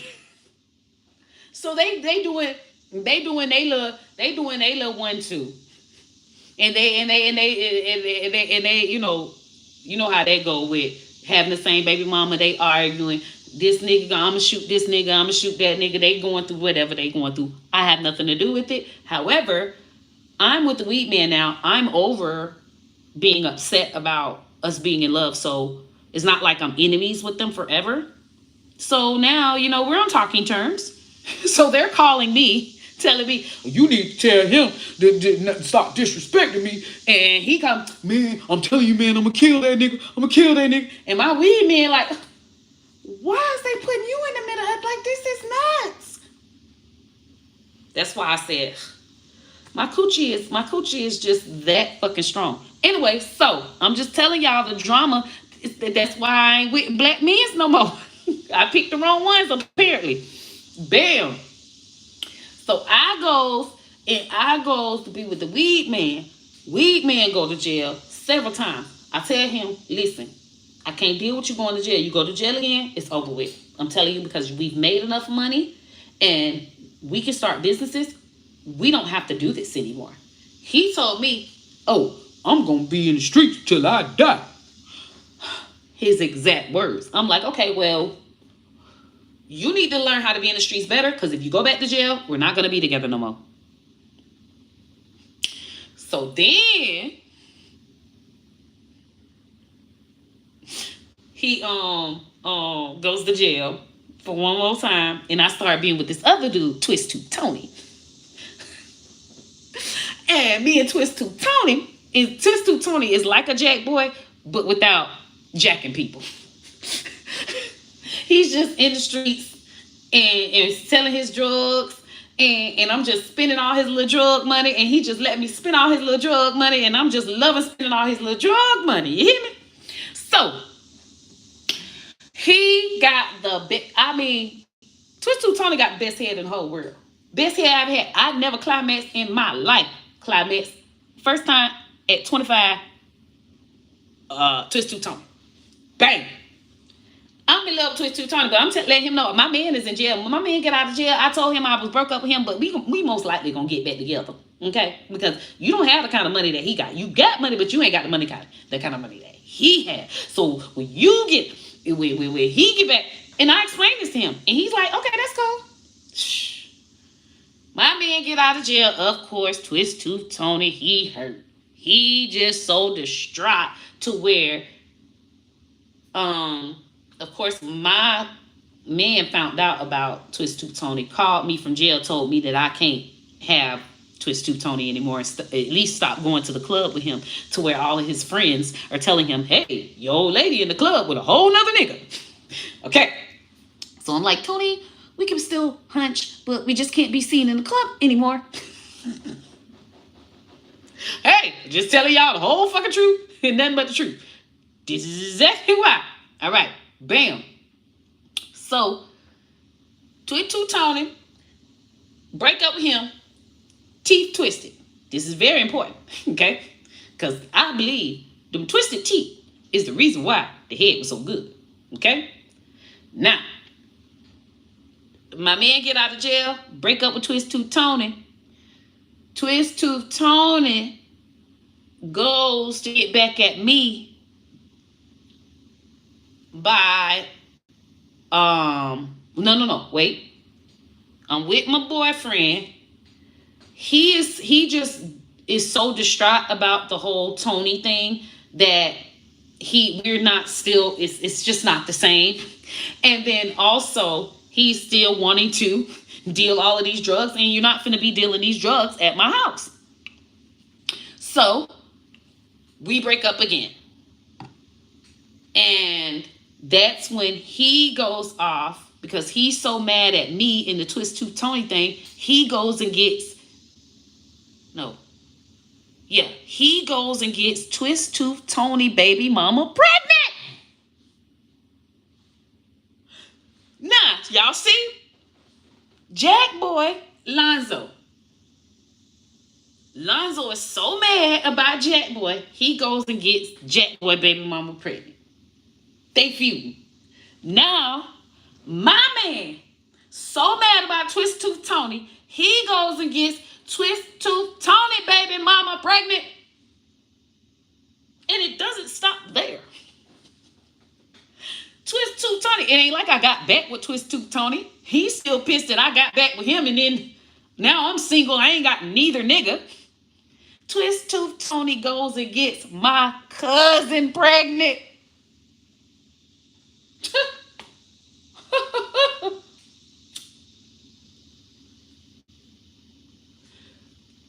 Crazy, bro. So I said, you know what? I'm done. I'm not messing with no more drug dealers. And at this point, I'm only dating guys with jobs. And I went through, dates with lame black guys, and they so damn lame. I say, God damn, I might as well get with a white man.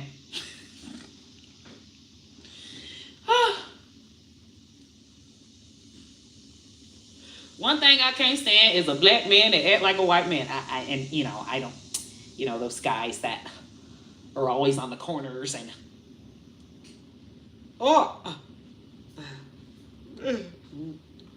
maybe that's me. I'm from Florida. I'm ghetto, and hey, you can still motherfucking drive trucks, have your business, and still be in the club rocking the future and not selling no drugs. All this, it's just disgusting, Oh hell no! I don't like them kind. I don't like them kind of black people or white people. I can't fool with them kind. I can't, cause I got to listen to my gangster music. I got to listen to it, and they gonna look at me like,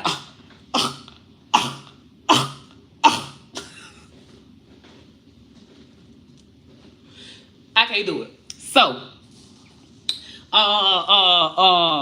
so then I couldn't do that with them, and that's when I end up hollering. I broke down and just said, He was so fine and red. He had goals in his mouth. He wasn't from my town.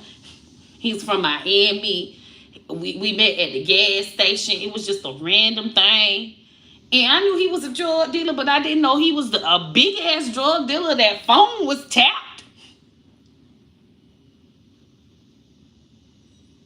And that brought us back into the circle where house got kicked in and I had to become the crackhead on the internet. So I just took you guys in a full circle of my coochie. What do you know? That's why I'm here. So what you can do is just don't cheat. Don't cheat, and if your ass is sorry and you know you can't make more than motherfucking 30 grand a year, you better motherfucking make that 30 grand happily. Your ass better not be sitting up there crying about it. That's all the money we can make.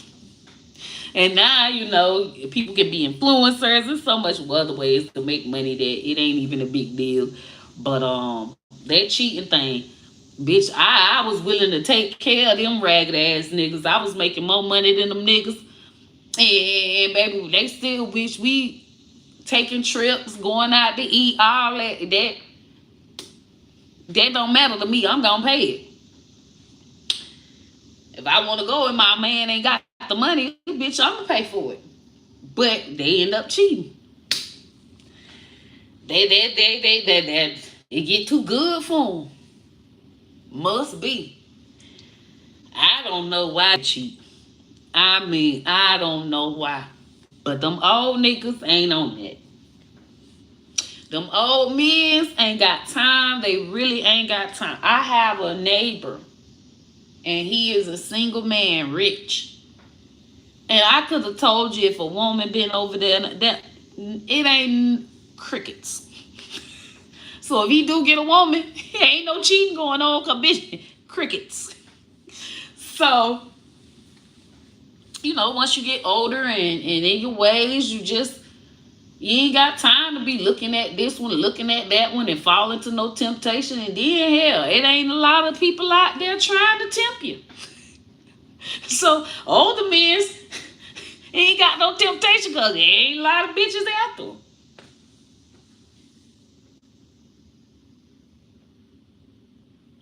Moon Jim. What's working? Nobody in my neighborhood rich. Soul ain't. Your story helped me out of 3-year depression. Shut up, Rich. Yeah, big no. Y'all be liking cheating too much. And we be in love with y'all. It's the ones y'all be having. Y'all be the best. The cheaters, they make you laugh the hardest. They make you come the hardest. They, smile the hardest, make you feel the cutest, but they're going to cheat. I'm telling you, y'all ain't no good. Yes, square black. Oh, yes. And square black dudes love a woman like me. They love my ratchet ass. I'm telling you. But they just be so lame. It's like they be trying to. I feel like I'm with a wigger.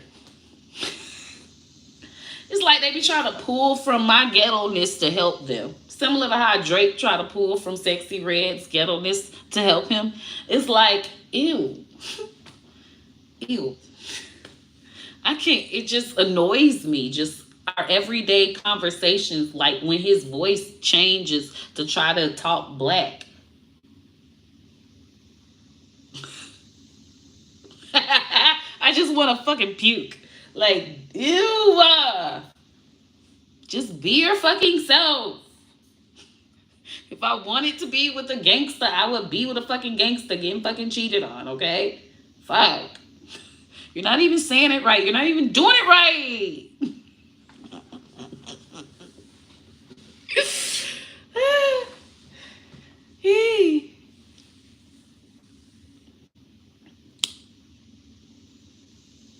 Everyone's parent is everyone. Everyone's parent is everyone. And they all know each other. She feeling herself. She went feeling myself. You know what, y'all? I'm telling y'all. I put this wig on and I put some water on it. If I said y'all see it was wet on TikTok, and even when I started, I said, "Man, it's starting to not be wet no more." I guess y'all gonna see it transform to looking like this. Duh. I don't never put no product. I put water on my wigs and that's it. Maybe some leave-in conditioner.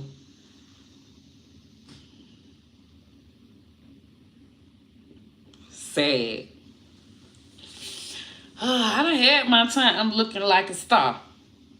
That shit costs money, man. I ain't spending that money.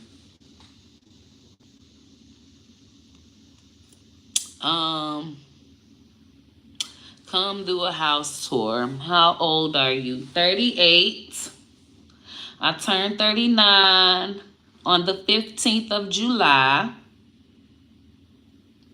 You seen me, folks? I'm the pew pew pew lady. I just got a wig on right now. Wanna kiss you. Thank you, Carefree. I just like hearing random people talk. I keep telling people that this is good therapy, having influencers for people. Sometimes TV get too boring. Having these influencers really helps people get through their days.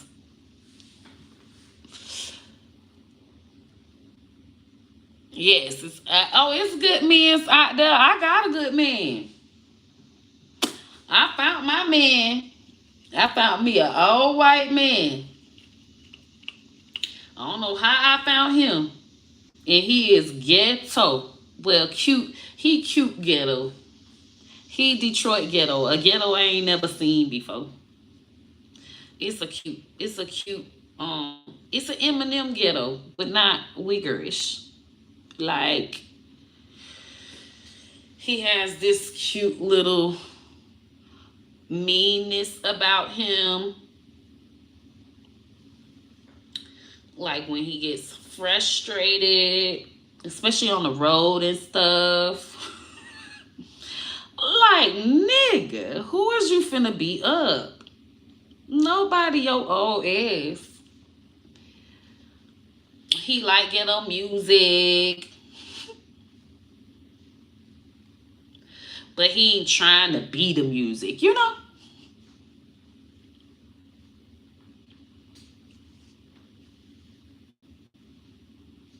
I don't know how to explain it. I'm trying to make it look better, but it ain't gonna, it looks. How it look.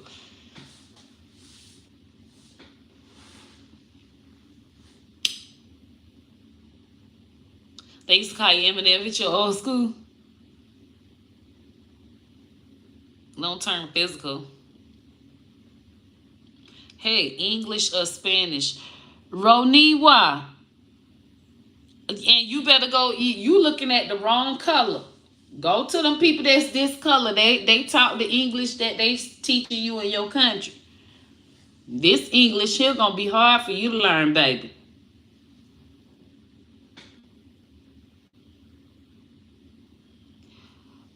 Moon Jim. Now, how you went from twerk to nobody knows what a person goes through inside as they grow and learn and observe the world. Hell, motherfuck, no. You went from I want to see you twerk, twerk, please, to, you know what? You can take your damn fake woke ass on some damn well. Break my neck, baby. I know how to make homemade miso soup. It ain't nothing. I know you ain't talking about that clear soup with one damn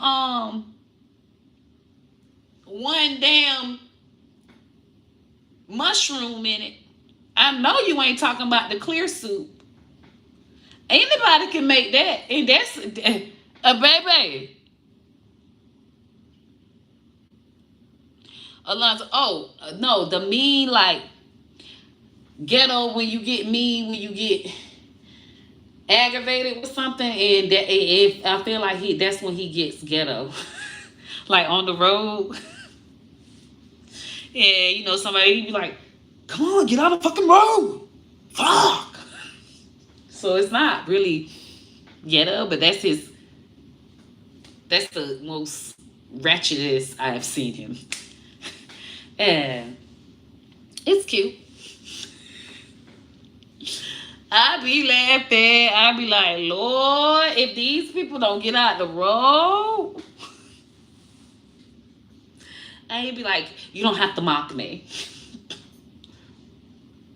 See, that's the only time he ever gets like serious, and I be like, oh, excuse me. Let me shut up before you get serious on the road.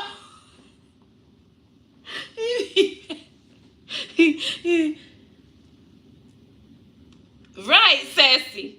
I know he ain't talking about no damn miso.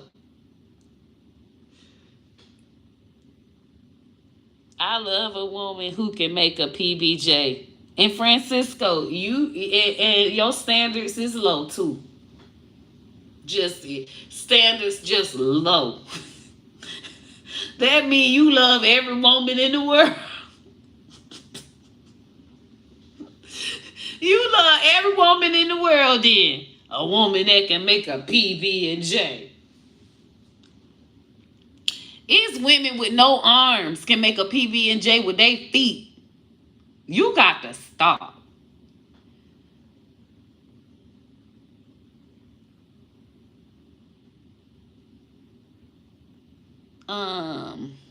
You 65 with no nothing.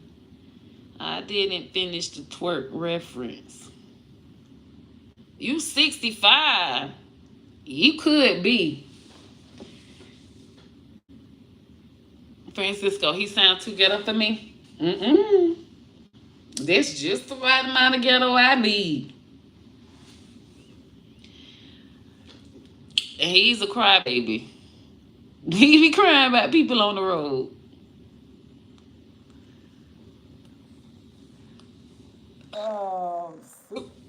I don't fool with sushi. Hey, Kathy. All is well. Edwin, I ain't selling nothing. I did have some. Wait, I'm not gonna be on here with y'all all day. Where my other phone at? We gotta find it. Oh, it's 5:30. Yeah, I got to go to the damn thing before it get dark. I gotta put a bra on. I don't want these people to see my titties. I need to wear my goddamn red, white, and blue shirt. I damn sure can't wear this sexy ass dress. I got to motherfucking change.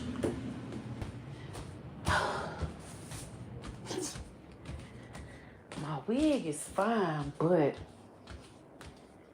it ain't gonna work with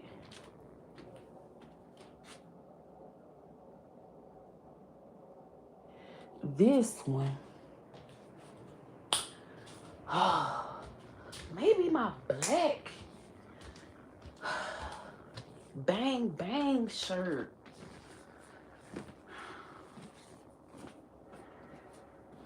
I got to wear red, white, and blue. It's the damn 4th of July party. I got this black shirt. I got too many motherfucking shirts. Y'all finna try to see my titties. Who? Y'all tell me, is this outfit gonna be cute? I ain't wearing no damn skirt. Wait, can you see the mirror? Can the mirror see me? No, it can't. Cause y'all gonna try to look at my titties. And I ain't finna let y'all see my motherfucking titties. Who trying to see my titties?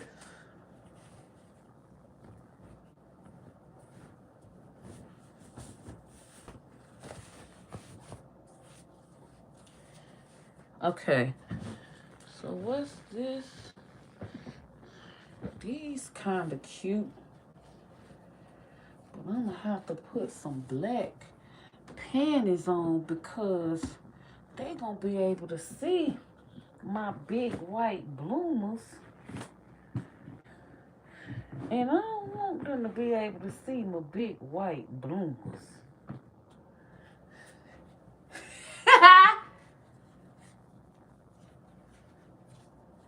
Y'all looking.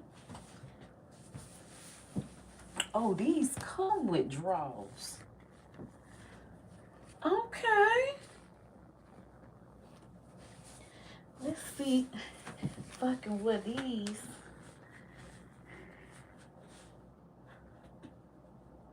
They don't show too much booty. Cause I ain't trying to be fine. I think this will work.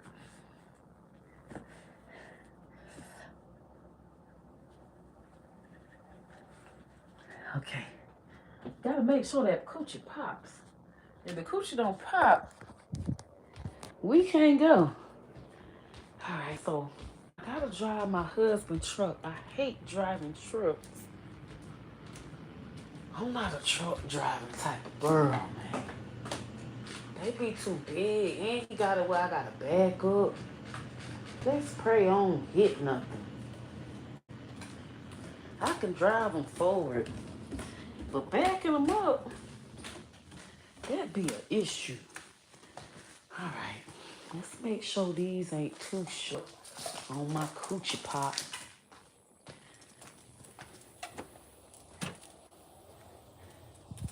And Rubiana is being crazy.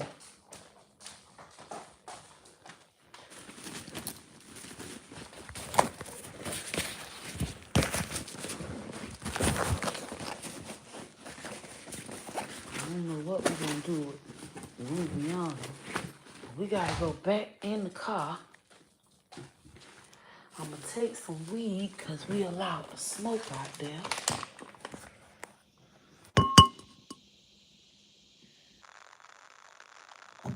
It's the 4th of July party.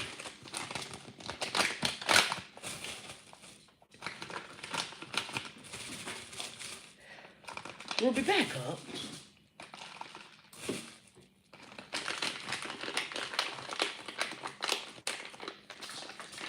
It was rehearsed as fuck. What? I was at a club and these two black girls started doing a twerk routine right next to me. You see? No. The skeleton key with what that means, skeleton key. Uber, you want to see the people? You love your mommy? Guess what? We about to go see Papa at a little party. You ready to go to this little party, girl? You be acting all scared of everybody. Where's your... I don't know where your damn cup at.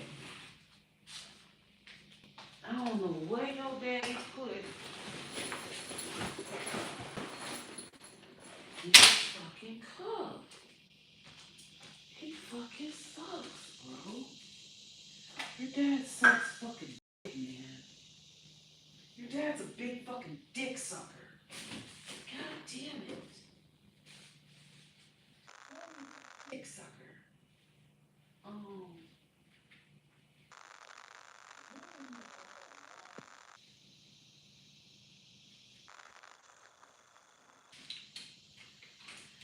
And I'm gonna have to take this cup for you. Oh.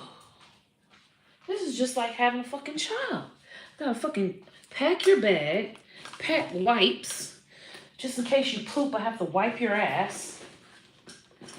At this point, I have no time for this shit. Okay. I'm changing my glasses because I don't want to wear my big ones because we're not going live anymore and I don't have to look like a crazy person. So, we're going to do these. Back it up. Is these shorts too short? see if I can make it go down.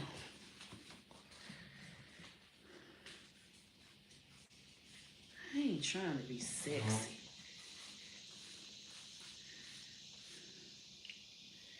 I'm just trying to look regular. Cause I'm not trying to attract none of these people at this place at all. None of these people I'm trying to attract. Riviana. All right, I got your water bag. We'll do some lips and we can go. Wait, where's your dad's keys?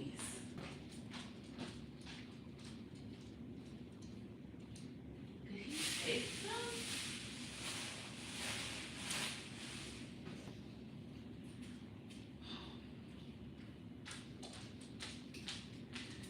Shit. I hate fucking driving trucks. Let's do some lips. Girl, shut up.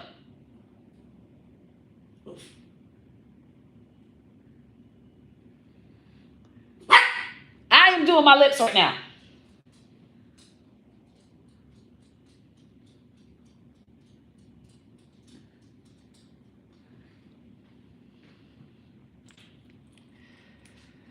Stay out of my business.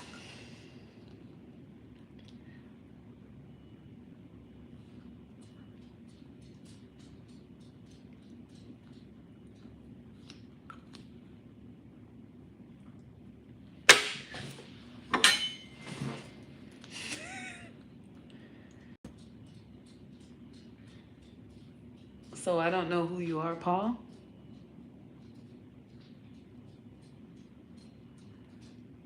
I need some lips. Y'all know my lips look big, black, and ugly. I'm finna go in front of these white folk. I got to put it on. I've been working on that white laugh.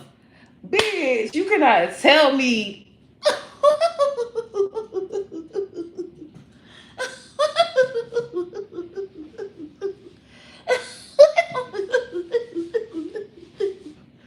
Bitch, I got that bitch down. Pat.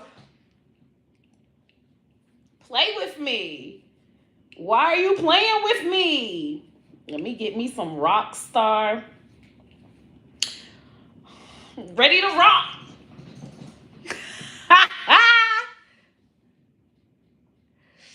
Irvin, and I'm lit on OnlyFans too. Coochie out. Harry. Let's get that bang in there. You need to have a little, cause you know they love to have a bang with somebody.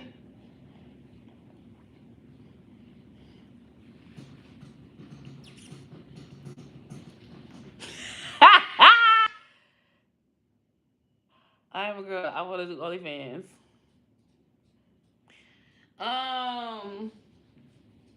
It's fun. It's the only time that I can like. Sometimes I just want to get naked and dance, and you can't do that nowhere but OnlyFans. And I be just wanting to listen to, and then you know, what you call it? Say, no, what? It's getting caught up in the wig. Don't nobody let you play music. I'm not.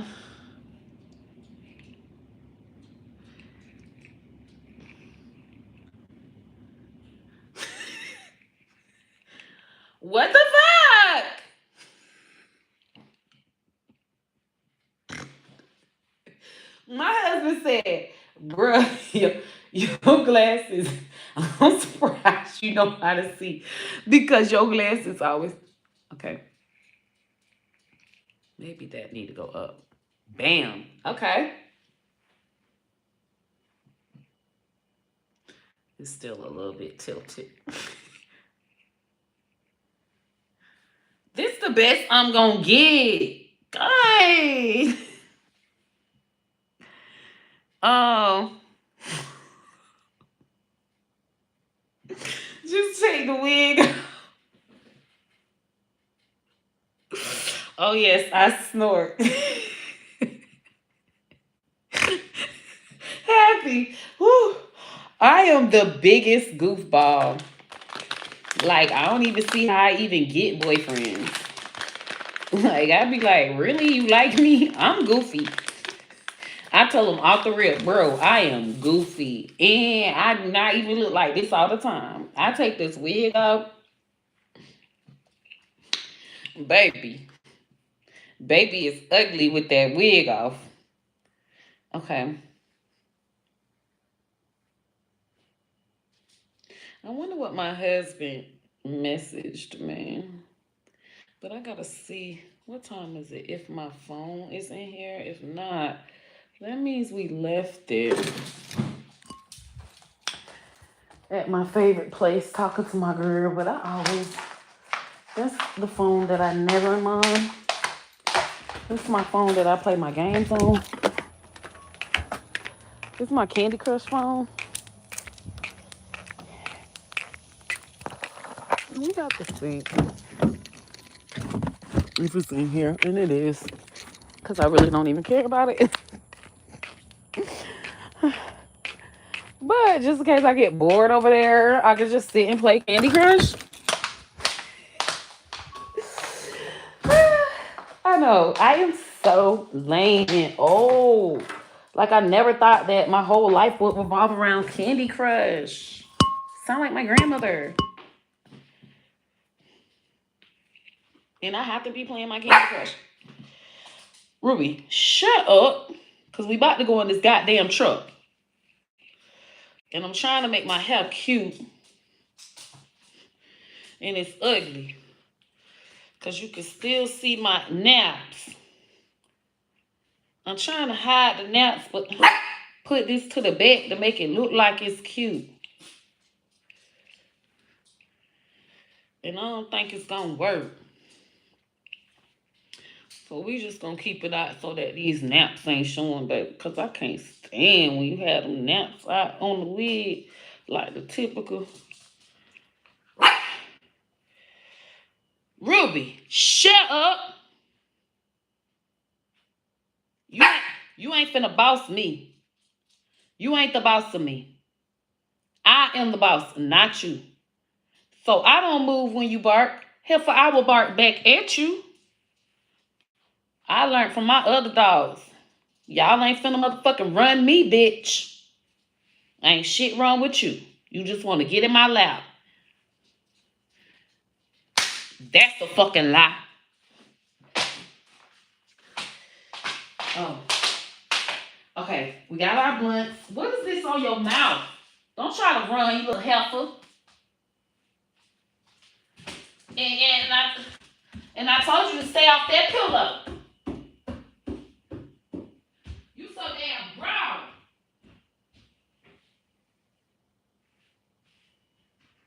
I'm gonna drop you off to your daddy. I'm dropping you off.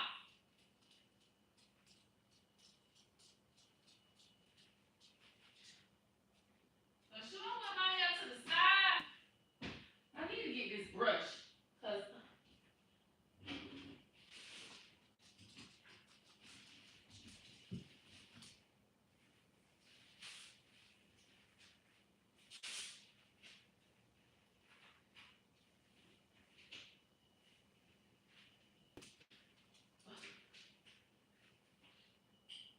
I think I should wear it to the side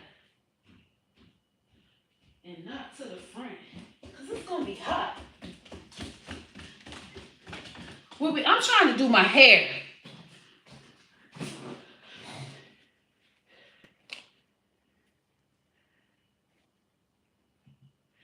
Maybe to the side. This side, I did have it on this side. Maybe this side. It look like damn. Nah, it look like goddamn Justin Bieber.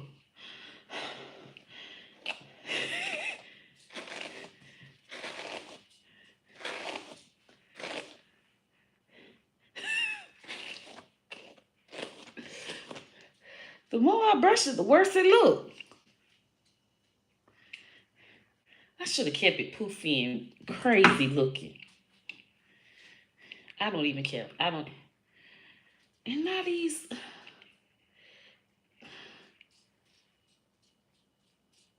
Do that? Is my glasses?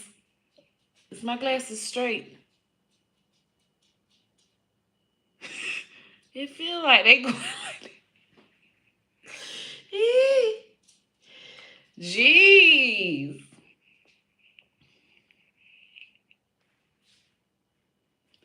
They look straight now.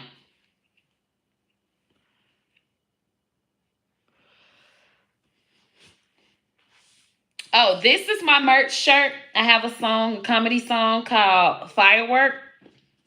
And I say, firework, pussy. Bitch, I got firework, pussy. Bang, bang, bitch, bang, bang. Bang, bang, bitch, bang, bang. So, this is my merch shirt, and you can get it at AuntieHammyTV.com. And we got purses, but y'all don't wear purses. But the sizes go up to 6X unisex. 6X unisex. Bang, bang, bitch, bang, bang. Bang, bang, bitch, bang, bang. Bang, bang, bitch, bang, bang. So,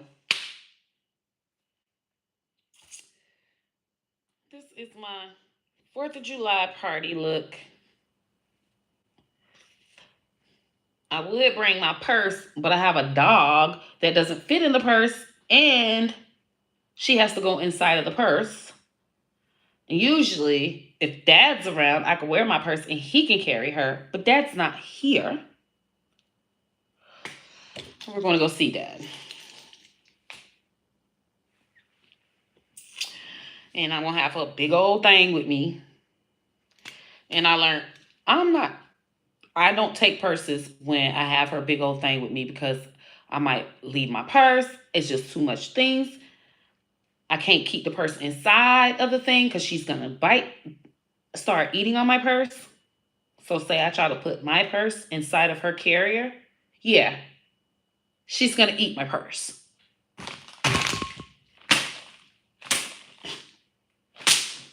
So I just don't carry purses, and I just carry her carrier. But I have carriers to match my outfits coming. Yes, because now that I know I can't ever carry a purse, all these purses I bought were for nothing. Now I have to just find carriers. And it's very hard to find carriers with prints on them. I did find a bacon carrier, though. I cannot wait. And I found a bacon bathing suit.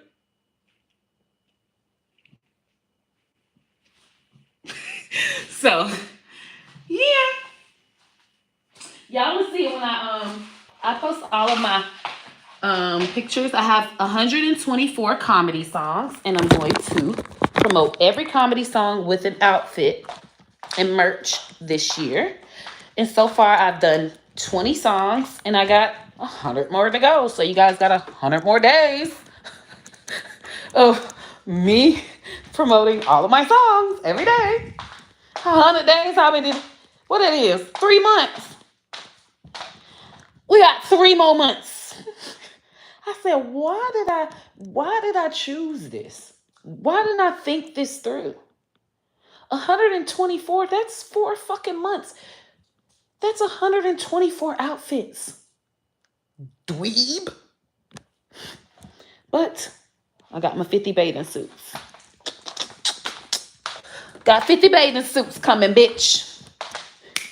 That's gonna take a chunk out. All right, Ruby. You ready to go? 50 bathing suits coming, biatch. Come on, mama. Rubiana. Let's go. Wait, let me get you. Because she fucking nuts. She go running every fucking where.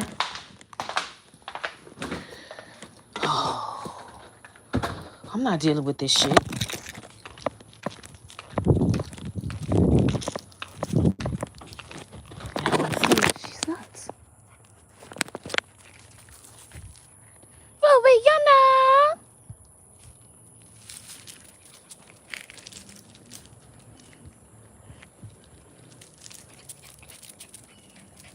She goes fucking wild. Come on, I walk you back here before we get to go. You might as well get you some energy out. Maybe you'll take a nap once we get there. Ruby, you're not.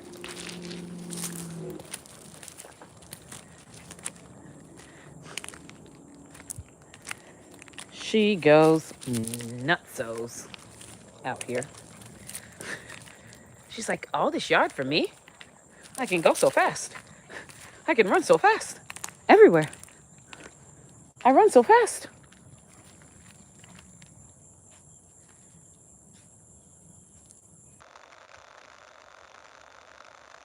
Brian, blind, crippled, and tasty. Oh my gosh, that was funny. That is funny, Kenneth. I'm taking that. Has a kid. This is the same account. What? Please take shirt off. Why, CD? You don't like the shirt? Oh, Tracy has a kid. This is the same account.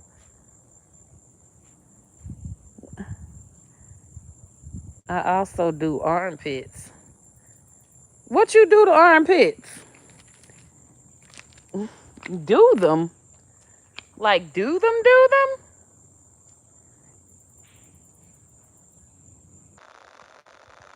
What you do to armpits, Kenneth? We don't like the shirt.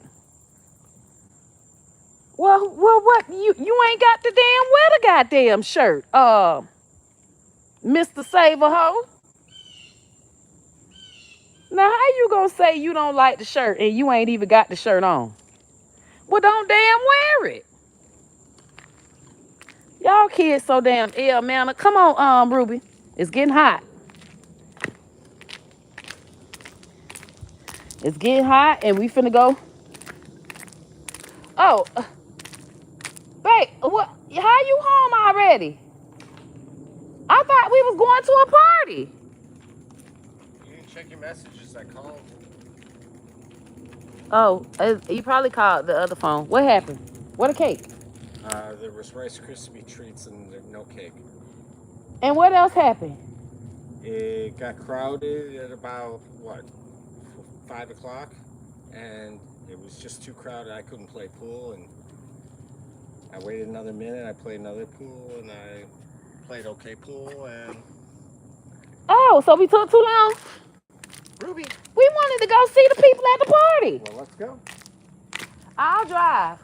I was worried about you going home anyway, so I'm glad you brought your bike home early. Because I was like, we would just have to put the bike on the truck. Babe, That's why I said I got to drive your truck. Babe, I was on the bike. I checked in. Well, thank you, babe. I love you. I think about you all the time. I want to go have me a margarita. Uh-oh, we're locked. I did that. And What? I'm gonna drive because you've had drinks.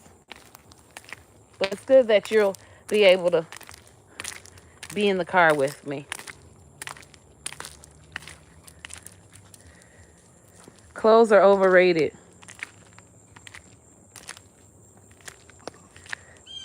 Designer K, you look like a school teacher. Ruby, come say hello. Ruby, come say hello. Come say hello. Ruby, come say hello. Pop, pop, pop, pop, pop. Give me kisses. Ruby, come say hello, Ruby. Ruby. She not studying your ass. Oh, you walk away, she chased you. That's not fair. Well, y'all gonna be able to cuddle in a few minutes.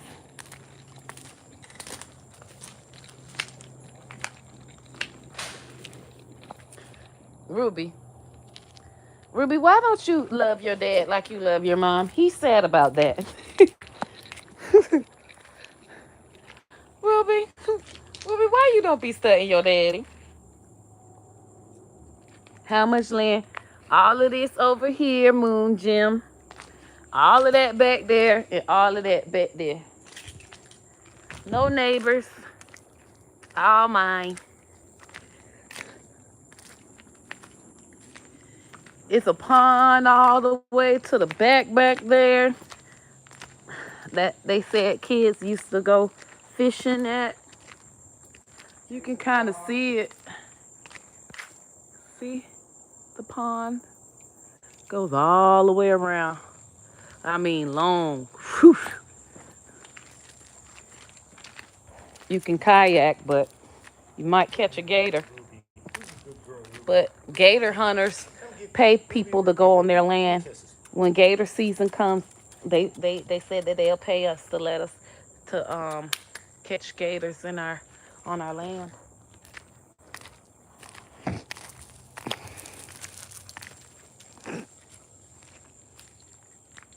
Where does she be running to? Moon Jim, it's the life. All privacy. I be naked all through him. I be naked all over my yard. And then I got this screen porch that it wasn't here. I made that a screen porch and I made that a screen. And this is where my jacuzzi goes. I have an inflatable jacuzzi up there that I haven't whipped out yet. But this is the jacuzzi room. That's a garage that has the golf cart in it and Uncle Andy's bikes. It has a sink in there. We can turn it into a bathroom if we want. But it does have running water in there.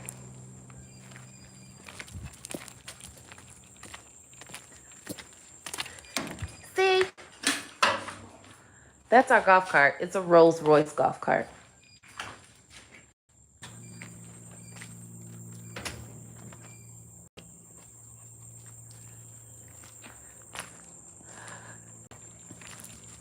That's my Nicki Minaj area. You see her ass? Yard is not a yard without Nicki Minaj's ass in it.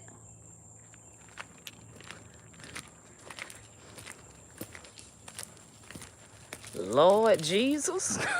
Where the fuck is she going? Jesus. She fucking loves it.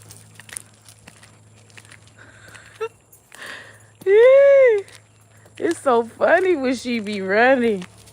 Like, dude, where is you going? You see it, babe? Like, where the fuck? She's so excited. Come on, I'm finna let you get some water before we... Oh, my God. You got the truck in. Yes. I was gonna have to drive the truck. How you gonna get your damn bike home? Here I am. It looks what?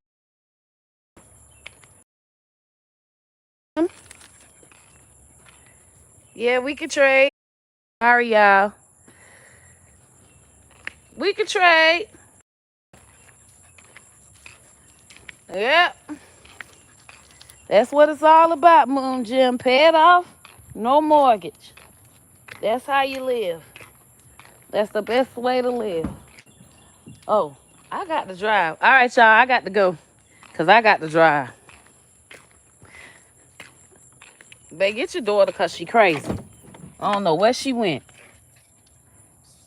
Still running. She gonna be so damn tired. I brought a bottle of water in here. Ruby. Rubiana. Ruby, come. I got her.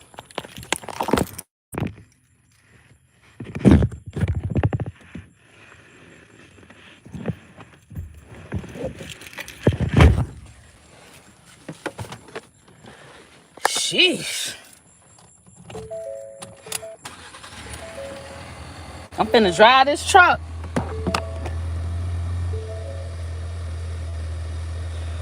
I'm sweating. I'm nervous. Get the interior. This is the good one. The interior. Oh, that's what make you do it. That's a good one.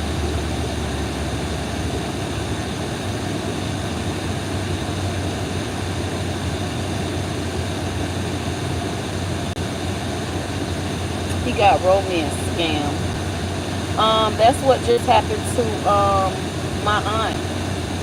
Her house, she she only had like 30K left on her house, and they saying she was about to lose it, but I think her son helped her out, but she was about to lose her house. Got romance scam, did a second mortgage.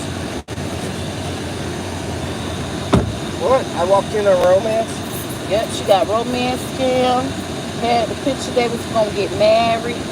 She had me invited to the wedding. Oh, you're the best bitch? No, and romance scam. Oh, what's up with this Takao?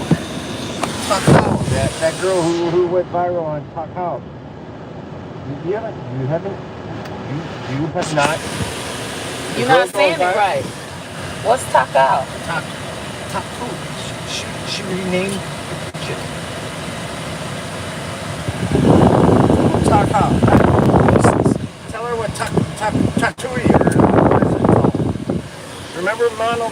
You guys weren't old enough to remember Monica Lewinsky. Yeah. All right. Well, I had an ex-girlfriend. She was talking to another girl, and this ex-girlfriend said, "Did you have any encounters with her?" And my response was, Monica. And she knew exactly what I meant. You know what a Monica is? So the girl sucked you off. And that's how I said it in code. I called it a Monica.